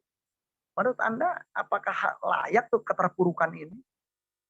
Apakah layak Anda membuat terpuruk terus-menerus sementara orang yang pelakunya juga sudah meninggal dan Anda ada harapan semu, harapan aneh bahwa orang itu sempat meminta maaf kepada Anda. Apakah harapan itu tidak? Biasanya saya menggunakan pertanyaan-pertanyaan provoking lah di situ. Nah, biasanya saya menggunakan pertanyaan-pertanyaan konfrontasi kepada klien di tema-tema ini. Nah, berarti dalam kasus Anda konfrontir diri Anda gitu. Apakah gue layak terpuruk? Apakah gue layak mengingat-ingat orang itu? Apakah gue layak mengingatkannya kejadian orang itu? Apakah ini layak itu harga yang perlu gue bayar adalah hidup gue gitu? Memberikan katakanlah dari 50% pikiran gue, perasaan gue, emosi gue, fisik gue untuk kejadian titik itu. Nah, umumnya dengan pertanyaan-pertanyaan provoking kayak gitu orang itu kemudian saya mengajukan pertanyaan apa manfaat dan mudorot gitu ya. Apa manfaatnya kalau misalnya luka batin ini kamu lanjutkan? Apa mudorotnya kalau ini kamu lanjutkan? Apa manfaatnya kalau kamu mulai belajar melepaskan seluruh luka batin ini? Apa mudorotnya kalau kamu mulai belajar? Nah, umumnya orang kalau udah tanya-tanya kayak gitu, menggunakan pertanyaan kartesian seperti itu, umumnya mereka mengatakan ya kayaknya perlulah mulai belajar memaafkan sekarang. Nah, kalau udah ada keputusan seperti itu, masuklah tahap ketiga yaitu work. Work itu berarti melakukan kerja pemaafan. Nah, melakukan kerja pemaafan itu ngapain? Yang pertama adalah melepas limbah. Tadi udah kadung ada peserta yang menggunakan kata limbah. Ya. Melepas limbah. Ya. limbah itu berupa pikiran negatif, emosi negatif, perasaan di tubuh yang nyesek adalah melepas itu. Termasuk tadi, nah karena kita tadi udah pakai uncovering tadi menggunakan 2 pertanyaan kan udah tahu tuh. Nah, kalau Anda, nah beragam teknik deh tuh di situ. Berarti teknik-teknik psikoterapi bisa dipakai di situ. Yang mau pakai hipnoterapi bisa. Tetapi saya ingin menyampaikan kepada teman-teman teknik-teknik simpel saja. Teknik-teknik simpel yang bisa kita lakukan itu antara lain dalam rangka membuang hal-hal yang udah kadung nempel di dalam tubuh kita.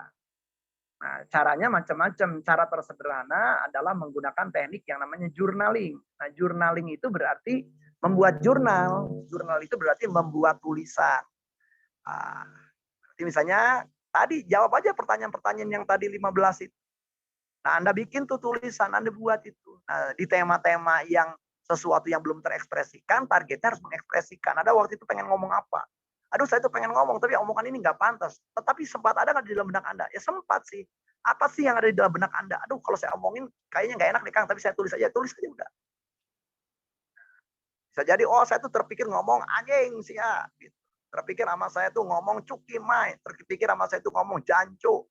Ya, terpikir oleh saya tuh ngomong ontohot, borokokok, gitu ya. Tulis saja. Karena tulisan-tulisan itu udah kadung jadi sampah. Nah, sampahnya jangan meresap di dalam benak kita. Sampahnya dikeluarkannya dalam bentuk tulisan. Sampai berapa lembar nulis? Nggak tahu kalau jawabannya gitu. Sampai indikatornya adalah bahwa Anda plong. Jadi kalau Anda udah membaca itu plong. Jadi kalau udah nulis, baca lagi, masih ada nyesek lagi, tulis lagi terus. Itu apa nih yang belum keluarkan? Nah, saya jadi sempat juga tuh nanganin klien itu sampai 51 lembar ya kertas HPS, udah gitu tulisannya juga sangat kecil orang itu ya. Waduh, renyek pisan gitu kayak sirum gitu ya. Jadi luar biasa. Tapi setelah itu orang itu plong. Nah, setelah plong saya bilang, saya ajarkan nih, nah sekarang setelah plong, kamu ngerasa plong, yuk mari kita masuk tuh. Kalau udah plong kayak gitu baru masuk ke tahap deepening. Deepening itu ngapain? Nah, deepening itu adalah mencari makna lain gitu. Oke ya. Kita udah tahu gitu bahwa peristiwa-peristiwa ini adalah banyak ruginya. Tetapi mari kita lihat manfaat tersembunyi dari peristiwa ini apa. Jadi gara-gara peristiwa ini kamu belajar apa? Gara-gara peristiwa ini kompetensi apa yang muncul? Gara-gara peristiwa ini kamu menjadi terpicu untuk belajar apa? Coba tulis dalam bentuk kesyukuran. Wah, ternyata juga orang bisa nulis banyak itu. Oh, gara-gara peristiwa ini saya bisa ini, bisa ini, bisa ini, bisa kompeten. Lalu saya tanya, kalau saja tidak terjadi peristiwa ini, akan tercapai nggak? Akan punya nggak nih kompetensi-kompetensi ini? Jadi menarik ya, selama hampir 13 tahun gitu keliling di dalam komunitas-komunitas yang belajar pemahaman, jawaban mereka, andai kata saya tidak mengalami peristiwa ini, saya nggak kompeten seperti sekarang. Nah, jadi kalau kayak gitu, berarti kalau kayak gitu, mana yang perlu dilakukan oleh kita, mencaci orang itu atau berterima kasih kepada orang itu? Ya umumnya mereka kemudian iya, harusnya kita berterima kasih. Nah, dari situlah kemudian kalau di kalangan muslim saya kutip ayat itu. Ada sebuah ayat yang dalam surat Al-Qur'an yang mengatakan, bukankah yang namanya jatuhnya selai daun pun atas izin Allah. Sama juga hadirnya orang-orang yang seperti itu atas izin Allah. Dan juga ada ayat Al-Quran juga bahwa bisa jadi sesuatu itu buruk di pandangan kita, tetapi baik dalam perspektif Allah. Bisa jadi sesuatu itu baik dalam pandangan kita, tetapi sebenarnya buruk dalam perspektif Allah. Nah, banyak orang mulai paham gitu terhadap ayat-ayat Quran itu setelah di tahapan deepening ini. Nah, ketika dia tahap deepening ini adalah mudah, saya ajaklah dia untuk mulai belajar mendoakan. Nah, kembali ke tahap work. Jadi tahap work terpenting itu adalah melepaskan tadi, itu melepaskan kekesalan, kekecewaan, kemarahan, dendam. Nah, ada nggak teknik lain Pak Asep selain teknik itu? Bisa juga sih teknik bantal, teknik terapi bantal.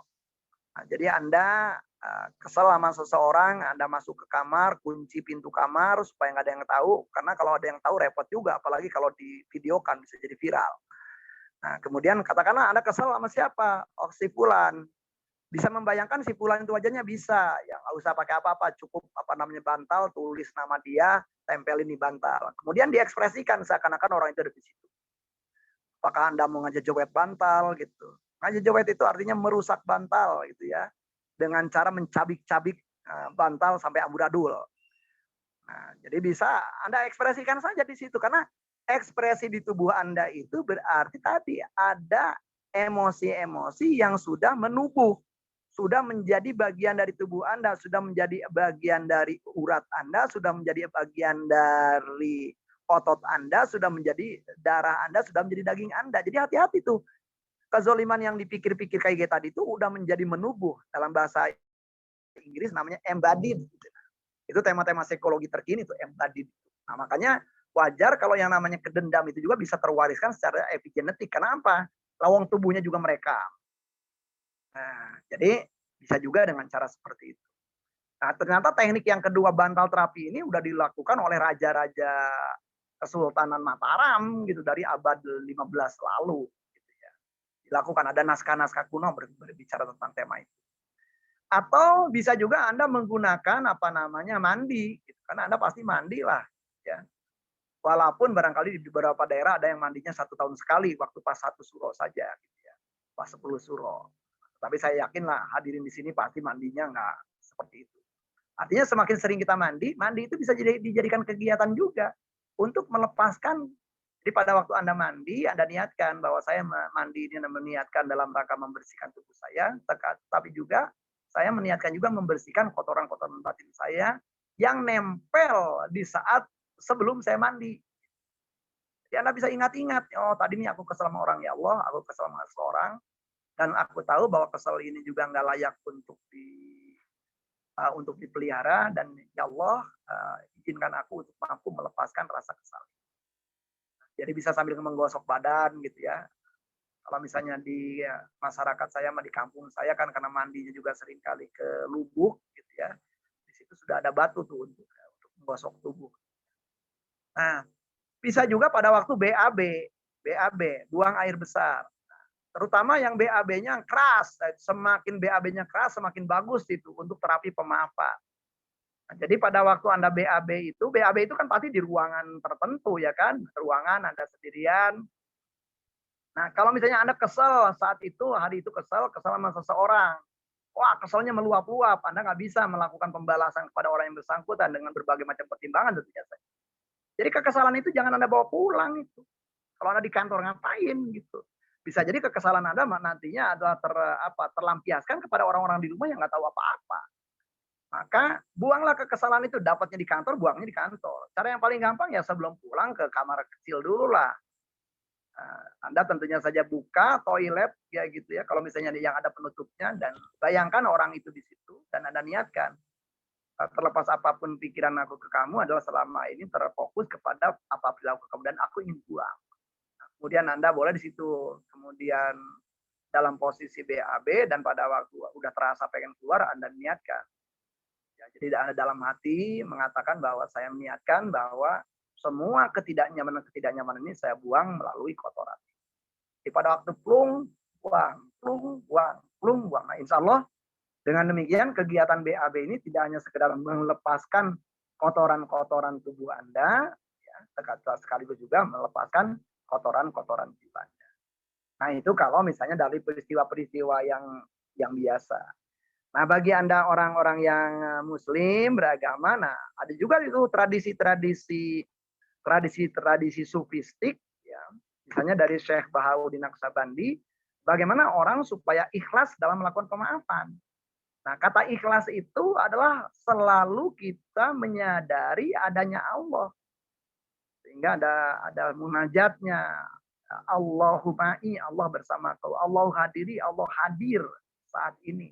Nah, ketika orang berada di seperti itu, maka dia belajar ikhlas. Nah, supaya ikhlas memaafkan, makanya tradisinya Bahauddin Naqsabandi adalah usai sholat, gitu ya, usai berzikir, Anda menyediakan waktu khusus. Yang pertama adalah mengingat-ingat, misalnya Anda katakanlah sholat zuhur ya. Pada sholat zuhur, pada berzikir, Anda mengingat-ingat tuh pengalaman hari itu dari subuh sampai zuhur. Anda ketemu dengan siapa saja. Anda pilih menjadi 2, orang-orang yang barangkali saat itu baik pada Anda. Oh, misalnya yang baik adalah si Asep, si Hairul, si Gani. Ya Allah, hari ini aku ketemu dengan si Asep. Dia baik dalam hal A. Aku ketemu si Hairul, dia baik dalam masalah B. Aku ketemu si Gani, dia baik kepadaku dalam masalah C. Doakan orang yang baik ini, ya Allah, aku bersyukur. Engkau memberikan aku ketemu dengan si Asep, si Hairul, si Gani. Dan berikanlah kepadanya, ya Allah, kebaikan. Berikanlah kepadanya, ya Allah, kemuliaan. Berikanlah kepadanya, ya Allah. Nah, setelah itu kemudian, Anda ingat juga di hari itu Anda ketemu dengan orang yang si Borokokok dan si Ontohod. Nah, si Borokokok dan si Ontohod itu adalah orang-orang yang Anda persepsikan melakukan kezaliman pada diri Anda. Anda munajat lagi kepada Tuhan. Ya Allah, hari ini juga aku ketemu dengan si Borokokok dan si Ontohod. Saat ini ya Allah, bahwa Borokokok dan Ontohod ini juga adalah hadir atas bisikan Engkau. Saat ini aku belum tahu makna terbaik dari si Borokokok dan Ontohod. Ya Allah, ilhamkanlah kepada aku bahwa ada kebaikan di balik perilaku buruk si Borokokok dan si Ontohod. Ya Allah, izinkan aku untuk melepaskan apapun pikiran negatif, perasaan negatif, ucapan dan tindakan negatif yang serta-merta muncul seketika aku berinteraksi dengan si Borokokok dan Ontohod. Mampukanlah aku melepaskan itu dan mampukanlah aku menjadi orang-orang yang baik. Dan ya Allah, berikanlah kepada si Borokokok dan Ontohod ini kebaikan. Berikanlah kepada si Borokokok dan Ontohod ini kemuliaan. Berikanlah kepada si Borokokok dan Ontohod ini adalah keagungan dan keindahan. Nah, misalnya seperti itu. Nah, cara-cara seperti ini berarti sebenarnya kalau di dalam psikologi ada yang namanya Anda aware, Anda membuat jarak dengan diri Anda sendiri, Anda melakukan self-detachment, Anda melakukan disosiasi dari emosi-emosi negatif. Nah, bayangin di dalam tradisi Naksabandi dilakukannya adalah saya sholat. Jadi nanti zuhur ke asar dibersihin lagi, asar ke maghrib dibersihin lagi, maghrib ke isya dibersihin lagi. Nah, sehingga dengan demikian, insya Allah kita mampu diri kita menjadi bersih. Kalau kita kan nunggu setahun sekali memaafkannya ya, pasti udah kadung nempel gitu ya, jadi makin nyesek gitu. Nah, artinya dalam tradisi-tradisi sufi itu adalah dilakukannya adalah ya setiap usai sholat gitu, sehingga makin lama makin mudah. Saya rasa ini pengantarnya cukup panjang memang dan waktu tersedia tinggal beberapa menit lagi, tapi silakan kalau ada pertanyaan-pertanyaan. Silakan Teh Dia. Siap, terima kasih. Masya Allah, luar biasa ya menyimak ya. Kalau kata Kang Asep, ini jadwal ngedongeng ya Kang? Jadwal ngedongeng ini. Ya. Iya betul, ngedongeng ya sebelum nanti kita menyambut berbuka. Terima kasih. Saya juga beberapa kali Kang, ini kayaknya sesi keempat saya ikut, tapi selalu ada pencerahan baru ya dari materi yang disampaikan oleh Kang Asep Hairul Gani, termasuk tadi Masya Allah ada teladan yang dicontohkan oleh Buya Hamka ya. Masya Allah, ternyata luar biasa seperti itu. Terima kasih Kang Asep inspirasinya, hikmah dan ilmunya. Baik, kita punya berapa ini Kang diberikan berapa kesempatan nih, berapa Ya, peserta Kang? kita coba aja waktu aja lah yang jadi hakimnya sampai Jadi 17 ini ya. sampai 17.25 lah. Oh siap. Jadi kalau gitu satu orang dulu aja. Sebenarnya raise hand aja ya. Kita utamakan mungkin yang raise hand ya. Kita dimulai dari chat aja. Saya rasa ini yang di chat udah lama nih. Oh di chat lama. Baik. Mbak Putri boleh di stop share. Minta tolong. Oke, baik. Yang di chat ya. Baik. Yang di chat. Yang dari Mbak Ina ya, Mbak Ina Luki ya. Kalau dari catatan saya, mungkin teman-teman bisa membantu. Oke, jadi kalau misalnya kita baca itu, jadi saya rasa tadi kita mengatakan bahwa memaafkan itu tidak sama dengan melupakan ya. Betul. Jadi bukan memaafkan sama dengan melupakan justru. Justru melupakan seperti itu nggak begitu tepat. Memaafkan itu adalah Anda ingat, tetapi tadi sudah tidak ada lagi emosi-emosi positif, negatif, pikiran negatif atau tindakan negatif. Gitu ya. Jadi kalau misalnya selama Anda artinya juga bukan mengingat-ingat, tapi kalau Anda ingat gitu, tidak terpikir pikiran negatif, perasaan negatif atau tindakan negatif. Jadi memaafkan itu adalah bukan melupakan. Gitu ya. Baik, saya rasa itu saja. Nah, sekarang boleh yang raise hand teh. Ya. Siap. Mudah-mudahan Mbak Ina terbantu ya jawaban Kang Asep. Yang raise hand boleh dengan Mbak Hayail dulu ya. Silakan Mbak Hayail dari Aceh juga nih. Silakan. Mau menyampaikan pertanyaan apa? Ya, makasih Teh kesempatannya. Pak Asep, semoga sehat. Masya Allah materinya kayaknya emang pelan-pelan harus dikunyahnya ya. Tapi alhamdulillah tadi udah kejawab karena selama ini berpikir kalau memaafkan itu harus meluk, udah bisa ngobrol lagi. Ternyata nggak harus ya Pak ya. Artinya sesuai dengan kondisi fleksibel gitu ya. Tapi yang penting di hati kita kayak udah nggak ada marah gitu ya, udah nggak ada dendam. Kalaupun ketemu udah bisa say hello, udah bisa senyum gitu ya, kurang lebih gitu ya Pak ya. Ya kurang lebih seperti itu. Dan dalam keadaan tertentu juga nggak diperlukan juga ketemu gitu ya. Kalau orang itu katakanlah mengancam jiwa Anda. Gitu. Oke, baik. Jadi berarti fleksibel ya Pak ya, kita mau pakai cara gaya pemaafan seperti apa, asalkan memang di hati itu udah nggak ada. Ya, iya. Ukuran pemaafan itu bukan tindakan yang nyata seperti tadi. Artinya gini, tidak diperlukan bahwa Anda rekonsiliasi ya. Rekonsiliasi itu artinya ya ketemu kembali, akrab bali, nggak diperlukan gitu ya. Kalau misalnya saja ternyata penyebabnya wah orang itu menzolimi Anda, gitu, merusak tubuh Anda, ya barangkali juga berbahaya kalau Anda ketemu lagi dengan orang yang tetap begitu kan gitu. Maka berarti memaafkan itu adalah ketika Anda tahu bahwa orang itu seperti itu dan Anda kemudian juga berpikir bahwa juga beresiko juga kalau pertemuan itu dilakukan. Dan tetapi Anda tadi tidak lagi menyimpan sakit hati, tidak menyimpan lagi kemarahan di hati, dan Anda mampu mendoakan orang yang bersangkutan, minimal doa-doa kebaikan untuk orang yang bersangkutan. Oke, baik. Makasih banyak Pak Asep, karena selama ini taunya kalau maafin itu udah bisa meluk, udah bisa ketawa-ketiwi, ketemu lagi itu udah biasa, itu udah. Iya. Malah jatuhnya naif banget. Ya itu di masyarakat kita kan seringkali begitu ya, padahal kan nggak demikian. Afuun itu ya tidak demikian. Ya, baik. Siap Pak Asep untuk hari ini. Terima kasih. Ya, sama-sama. Lanjut mungkin masih ada waktu. Mbak Dwi, silakan Mbak Dwi. Satu lagi nih sepertinya, silakan. Baik, terima kasih Teh Dia. Assalamualaikum warahmatullahi wabarakatuh.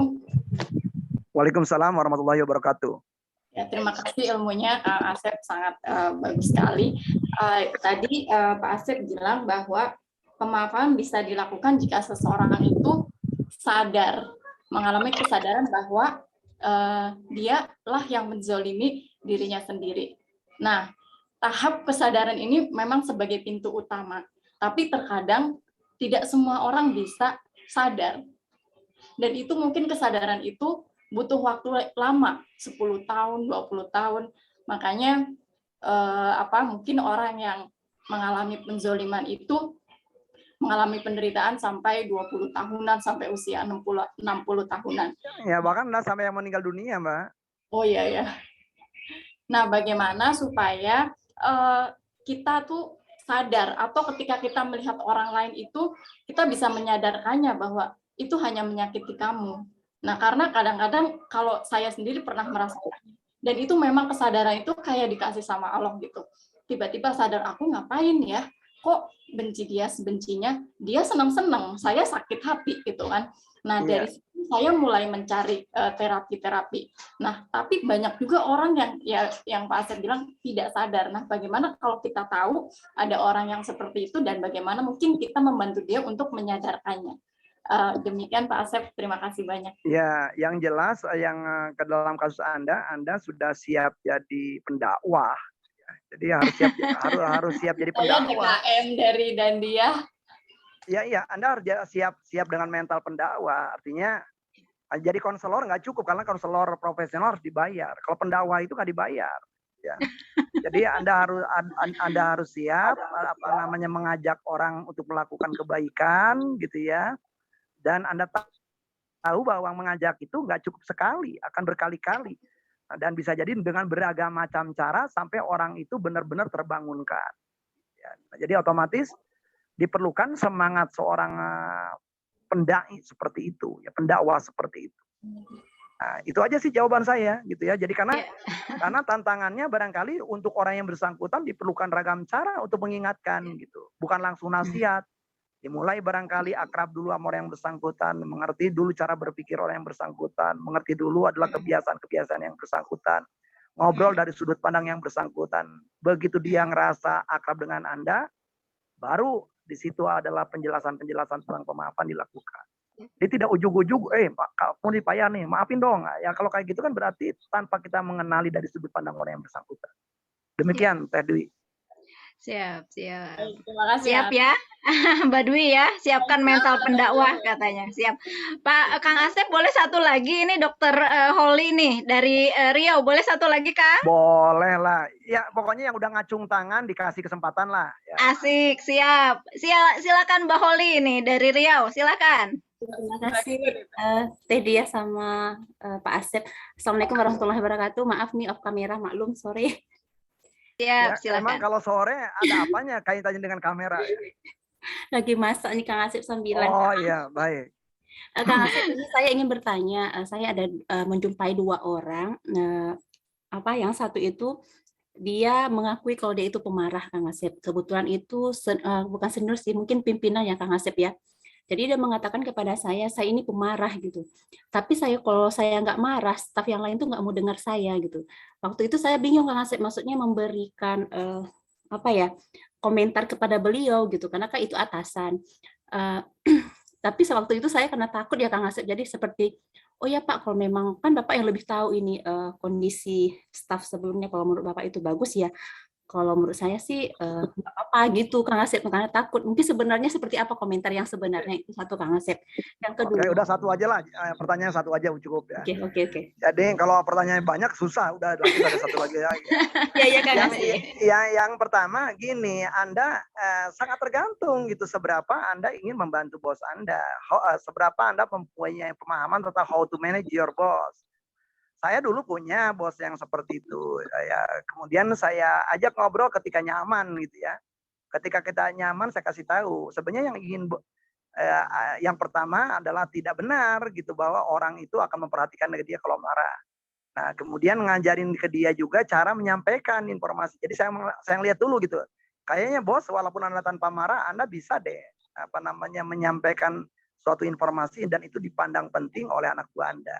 Apa? Nah, antara lain pertama Anda harus menyampaikannya adalah what, why, how. Coba deh Anda kalau menyampaikan sesuatu belajar dengan what, why, how.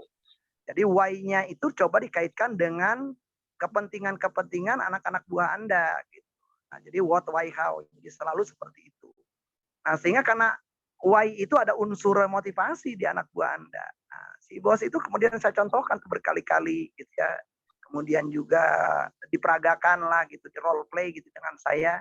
Nah, setelah itu si bos mempunyai kelakuan baru dan nggak perlu marah-marah. Gitu. Nah, jadi artinya adalah banyak orang yang mengatakan seperti itu karena dia seakan-akan cuman terbiasa kalau bagi orang yang cuman punya palu, ya apapun dilihat sebagai paku gitu ya. Jadi itu seperti itu. Nah, jadi bagi orang seperti ini perlu dikasih pembelajaran untuk bahwa ada tools-tools lain. Kira-kira demikian yang bisa Anda lakukan dengan bos Anda. Ya, terima kasih Pak Asep. Berikutnya. Boleh ada lagi? Oh ya. Ya, dari pihak lain lagi Teh. Oke, terima kasih Pak. Ya, yang lain ada atau sudah cukup? Masih banyak pertanyaannya, kurang sesi tanya jawab ya. Nanti lanjut boleh ya. Ya, ini siapa Ada nih Pak lagi. Hauli? Siapa Pak Hauli ini? Pak Haul itu yang barusan Kang. Oh, yang barusan ya. Nanya tentang how manage your boss ya. Ya. Oke, sudah cukup teman-teman, semua sahabat dan dia. Mbak Indah, mau bertanya? Oh, siap. Boleh, Mbak Indah mau bertanya? Mbak Indah ya Enarwati? Enggak ya kayaknya ya. Oke, ini terbuka ininya unmute ya. Baik, kalau Mbak Irma ya udah satu deh boleh Mbak Irma, silakan Mbak Irma Febriana. Terakhir ya ini terakhir silakan.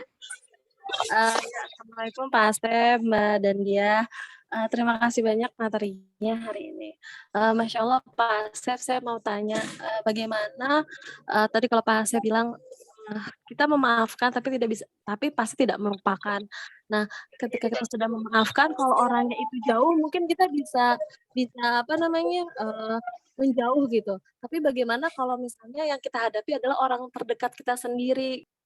Misalnya siapa? Suami, mertua gitu. Ya, jadi intinya sama ya. Artinya gini, kalau kita ketemu dengan orang terdekat dan orang itu melakukan kezaliman berulang-ulang, ya, jadi artinya berarti tidak hanya cukup Anda melakukan pemaafan. Jadi Anda perlu juga punya cara baru dalam menghadapi orang yang kezalimannya berulang-ulang itu. Kalau tadinya Anda menjadi orang yang gampang sensitif, belajarlah Anda menjadi kebal, menjadi desensitisasi. Kalau tadinya Anda menjadi fokus kepada apa yang diucapkan orang itu, apa yang dilakukan orang itu, sekarang Anda bukan fokusnya ke situ, tetapi fokus kepada apa yang sekira-kiranya adalah akan membuat Anda nyaman, akan membuat Anda tenang, akan membuat Anda bahagia. Sehingga penting bagi kita juga untuk memilih apa yang perlu kita fokuskan. Dan mulailah kemudian mengubah strategi juga gitu ya, dari memikirkan hal-hal yang di luar kendali kita. Misalnya tadi kelakuan mertua kita, kelakuan pasangan kita, kelakuan keluarga kita, gitu. Yang orang terdekat kadang-kadang ada yang zolim dan orang itu nggak bisa diingat-ingat kan. Nah berarti kan kita ya itu di luar kendali Anda. Marilah fokus kepada yang ada dalam kendali Anda saja. Jadi kalau Anda hidup mau nyaman, stop memasukkan ke dalam benak Anda hal yang di luar kontrol Anda, hal yang di luar kendali Anda. Nah, kalau di Amerika itu ada Alcoholic Anonymous ya. Alcoholic Anonymous itu biasanya adalah untuk kelompok-kelompok orang-orang yang alkoholik, untuk mereka sembuh dalam satu grup kelompok itu ada sebuah namanya serenity prayer ya, doa gitu ya, yang dilakukan sebelum kegiatan. Doanya begini.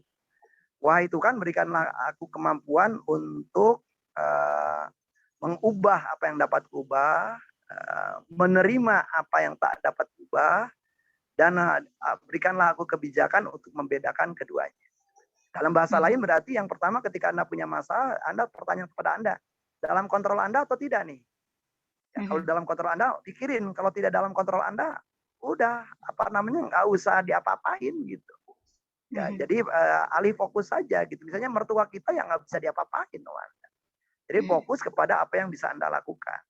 Nah, lalu apa ciri bahwa sesuatu dalam kontrol kita? Kalau jawabannya ya terhadap 5 pertanyaan berikut. Pertanyaan pertama, apakah memang Anda pengen mengubah orang itu? Anggap aja jawabannya ya.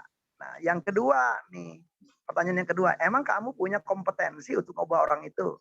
Kalau enggak, mau nggak belajar kompeten gitu supaya ngubah? Anggap aja masih mau. Jawab pertanyaan nomor 3. Nah, apakah mempunyai pengaruh nggak untuk orang itu? Atau bisa nggak pinjam pengaruh orang lain untuk ngubah orang itu? Kalau jawabannya iya, berarti masih dalam kendali Anda. Ajukan pertanyaan keempat. Mau nggak mau dalam rangka mengubah orang lain itu diperlukan yang namanya sumber daya. Sumber daya itu ada 5M. M pertama adalah diperlukan bisa jadi banyak bantuan orang-orang lain. Apakah Anda mudah mengakses itu? Yang berikutnya, jangan-jangan di dalam rangka mengubah mertua perlu ada money, perlu adalah uang untuk beli hadiah, gitu, uang untuk beli makanan kesukaan, gitu ya. Apakah Anda punya siapan orang itu, gitu ya. Yang berikutnya perlu metode. Metode itu berarti perlu cara. Nah, selama ini kalau ngadepin orang tua yang mertua yang ngomel-ngomel, aku cuma punya caranya adalah cuma ngedumel doang. Nah, berarti perlu belajar cara lain. Berikutnya adalah material, jangan-jangan diperlukan peralatan-peralatan tertentu atau mesin tertentu. Nah, itu adalah sumber daya. Jadi apakah Anda punya sumber daya nggak? Kalau nggak punya, bisa pinjam nggak? Gitu. Mau nggak minjam? Nah, yang kelima adalah apakah Anda mau nggak menyediakan waktu untuk itu, untuk perubahan itu? Kalau jawabannya semua ya, berarti itu dalam kendali Anda. Salah satu jawabannya tidak, berarti hanya fokus kepada yang jawaban ya saja. Nah, dengan demikian insya Allah Anda bisa mengubah dari tema yang tadinya pemaafan atau tema tadinya adalah luka batin menjadi tema strategi menghadapi orang-orang yang zolim. Nah, jadi kita menghadapi orang-orang yang zolim itu bisa dengan riang gembira, bisa dengan tenang, bisa dengan damai. Nah, bukan dengan seakan-akan menjadi orang yang selalu pasti kalah, ngalah, kemudian juga ambruk dan terpuruk. Demikian sahabat kalian. Baik, ini sebenarnya masih banyak kayaknya ya yang bisa dibagikan oleh Kang Asep ilmunya, teman-teman juga masih bersemangat menyimak, tetapi kita sudah masuk ke penghujung waktu nih teman-teman ya. Nanti mudah-mudahan ada forum belajar lainnya, kita bisa menyimak ya. Kang Asep Hairul Ghani itu banyak sekali kelas-kelasnya, jadi silahkan bisa mengikuti kelas-kelas beliau. IG-nya boleh ya Kang Asep di-share ya dengan nama yang sama ya. Ya, di Instagramnya boleh di-follow teman-teman ya. Asep Hairul Ghani, silakan di situ. Jadi kita juga bisa melihat ya bagaimana jadwal beliau, ada kelas apa saja, silahkan di-follow. Nah, tadi juga nomor telepon ada, mungkin di WhatsApp gitu ya, nanti juga bisa dibantu. Itu aja. Dan tadi sudah menyimak ilmu luar biasa, tinggal kita amalkan ya, Kang Asep ya. Sekarang berarti sudah dibekali. Betul, mau dan mampu, udah dibekali ya, ilmunya sudah ada. Nah, tinggal Anda mau nggak mengamalkannya? Anda mau nggak mempraktekkan ilmu-ilmu yang sudah di-sharingkan begitu banyak oleh Kang Asep ya. Mudah-mudahan itu menjadi bekal dalam Ramadan kita ya, masih panjang nih Ramadan. Mudah-mudahan pemaafan adalah salah satu resolusi kita, resolusi mental menjadi mental yang subjek tadi. Jadi mental tuan, bukan mental budak atau mental objek. Nah, mudah-mudahan itu menjadi refleksi dan kontemplasi untuk kita. Baik, dari kami sudah cukup. Tapi boleh Kang Asep untuk foto bersama dulu untuk kenang-kenangan sahabat dan dia semua di sini. Baik. Dan sambil Baik, dipoto, oke. saya juga jawab ini pertanyaan dari Yahya Ilum tadi ya. Jadi ada yang mengatakan bahwa dia punya teman, temannya katakanlah ini sudah memaafkan tetapi tidak mau bersilaturahim. Nah ya kalau dalam kasus dia berkaitan dengan saudara ya berarti belum memaafkan di dalam tema-tema ini. Artinya karena tadi ada perbuatan Terima baik kasih. yang perlu dilakukan. Jadi makin menguatkan. Siap. Oke, ini ya abundance mentality itu ya, Kang Asep ya. Baik. Pribadi yang berkelimpahan dengan kebaikan berupa cinta, kasih sayang. Kita siap nggak membagikannya gitu ya. Baik, kalau gitu teman-teman silahkan diberikan kesempatan untuk membuka layarnya ya untuk on cam. Dok Rama udah siap juga. Di sini juga ada beberapa ayah atau calon ayah ya yang hadir ya selain Kang Asep. Baik, kalau gitu kita siap. Mbak Putri boleh bantu di foto Mbak Putri? Oke, saya juga bantu ya. Iya, siap ya. Oke, saya mulai. Ya, silakan. Untuk slide pertama, 1, 2, 3. Oke, next ke slide kedua. Untuk slide kedua boleh siap-siap. Kita mulai 1, 2, 3. Oke. Slide terakhir fotonya udah nggak ada, Bu. Mau dipakai aja apa? Nggak ada yang on cam maksudnya. Udah, nggak apa-apa. Itu Kang Asep udah on cam, Put. Boleh layar pertama lagi? Oke, saya foto ulang ya. Yang layar pertama. Iya. Oke. Siap 1, 2, 3.